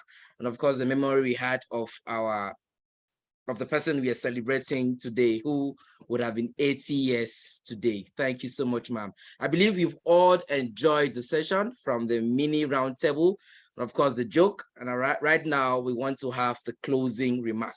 So at this juncture, we'd like to invite Professor Wunmi Iledare for the closing remark. Well, thank you very much for making this day. And then we're very grateful to the family of Dr. Oyi for allowing us to work with them to sustain the legacy of a man that has integrity. Legacy begins with integrity. Gratitude brings happiness, and contentment is the source of peace when you have faith in God. This is what the family has, and this is actually what is sustaining them. The scripture says, cast your bread upon the water, and it will flow and not soak. So we sincerely thank Mrs. Egbogah and our chairman, Emeka, for allowing us to work with them to sustain this man's legacy. I must express our thanks again to all our sponsors: AMNI, New Cross, Tenor, Laser Engineering, Walter Smith. We are indeed very grateful. And even all our past sponsors, like First EMP and others. I must also express appreciation to our Vice Chairman, Professor Egbogah. And of course, I cannot make this closing remark without recognizing our project manager, Dr. Susan Fubara, for our efforts, and all the supporting staff, Mr. Uduma, Dorcas. Thank you very much for believing in what we are trying to do to educate the public. Finally, my friend Peter, I thank you very much for waking up this early to be the keynote speaker. Actually, you are the second former USA president to honor this occasion. I very much appreciate that confidence to share your knowledge. Dr. Avuru, an institutional memory keeper, who reminded us that exactly 5 years ago, he spoke at this conference. Thank you. I also want to thank again Dr. Tim Okon for hosting us since these 5 years. Again, when we were driven out of University of Port Harcourt, he was the one who said, come, and then give us an office in Abuja. I thank you. History is not easy to forget, but it's a lot easier to get forgiveness. So we thank you for helping us out. We know God will continue to expand your horizon. Again, please, it's not out of neglect that I did not mention your name. All my friends, all my former students, all of you that are present on this occasion for this knowledge, all the press people who came, thank you. Again, we look forward to September 2023, the good Lord willing. We will believe that we are going to have a physical meeting to mark the 12th lecture series. And all our sponsors, please don't be tired of us. will continue to knock at your door, and God will continue to expand your area of influence, even as you continue to support this cause. Appreciate all our panelists, Professor Chidi. You are our encourager. You're always willing to support us. My ARD, thank you. You are a symbol that there's really no ceiling for anybody to crack, because God enables us to be who we are. CEO Nwosu, thank you. Then we just blessed Dr. Nu. He was actually in class in Oxford. He quickly excused himself to join us. Please continue to support us, and you can be assured we will not disappoint you. Madam Chirota Egbogah, thank you very much for waking up this early to join this forum. And Chairman Emeka, we appreciate you, your business, for joining us. You have encouraged us, and we know for sure to continue to hold this name in our heart. He lives on. God bless you all. See you next year. And hopefully sometimes in February next year, we're going to have Abuja Petroleum Roundtable to continue the discussion on optimizing petroleum resources for sustainable development.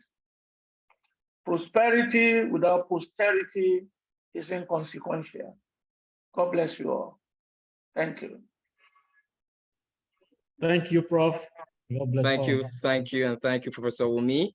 We celebrate your dedication to this cause. And to round it up, we'd like to kindly advise that all of the panelists and speakers turn on their camera.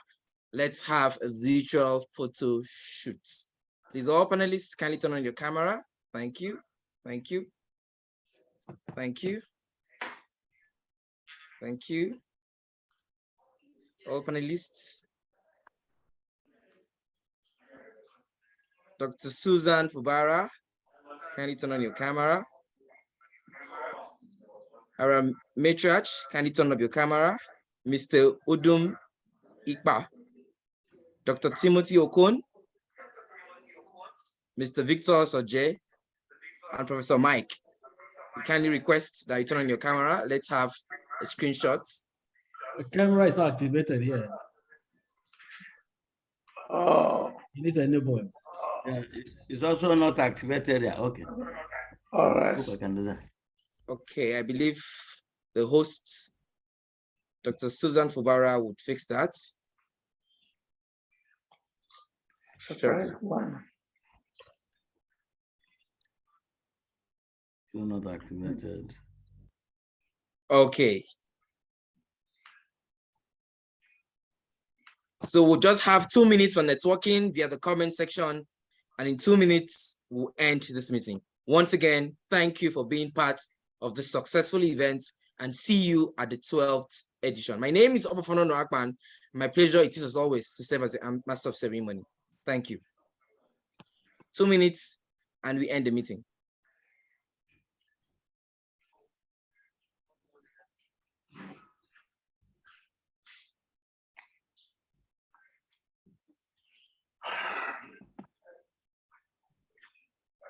Oh, no. Okay, I understand what you're saying. Okay. Okay.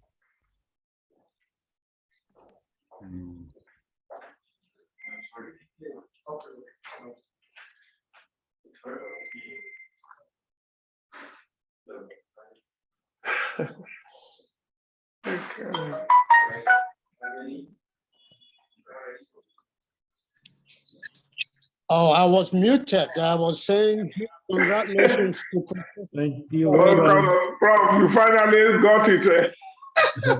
Good to see your face. Wait on, Prof. Let's see your face again. Yes, sir. Victor, how are you? I'm fine. I'm you. Good to see your face again. I'm aging, but I'm okay. You are okay. You're okay. Susan, great job, man. Thank you, Susan. Thank you. Yeah. Congrats, Prof, for your 70th. Congrats, Prof. Oh, Austin, I would write you after reading your book. After reading your book, I have to re-examine my life. All right. I have to come for lessons from you because Thank you, bro. that book is just wonderful. Yes, Ah. big. Okay, you did. See, Andy, you didn't send me your book. Well, anyway, I'll see you tomorrow, right? Okay, all right, Prof. Thank you, Prof. Okay, so make sure you bring me. Yeah, Make sure you bring me an endorsed copy. I'll see you at TK something tomorrow, right? Okay, yes, I will there. Yeah. I'm actually on my way. I'm going to go to the airport right away. Okay. Thank you very much, everybody. Thank you very much. Yeah. Thank you, everybody. Thank you. Bye. Bye. Bye. Susan, see you. Call you later. All right. Victor, thank you very much. I'll call you when I get to Lagos. Okay, thank you, Prof. Thank you. All right, thank you very much. It's a pleasure. It's a pleasure. All right. Thank you. Doctor, welcome from Dubai. Oh. I hope you brought me some gold. Is it gold that they mine there? I thought it was hydrocarbon, but that's okay. Welcome home. Thank you. All right, thank you very much. All right then. Thank you. All right. Bye.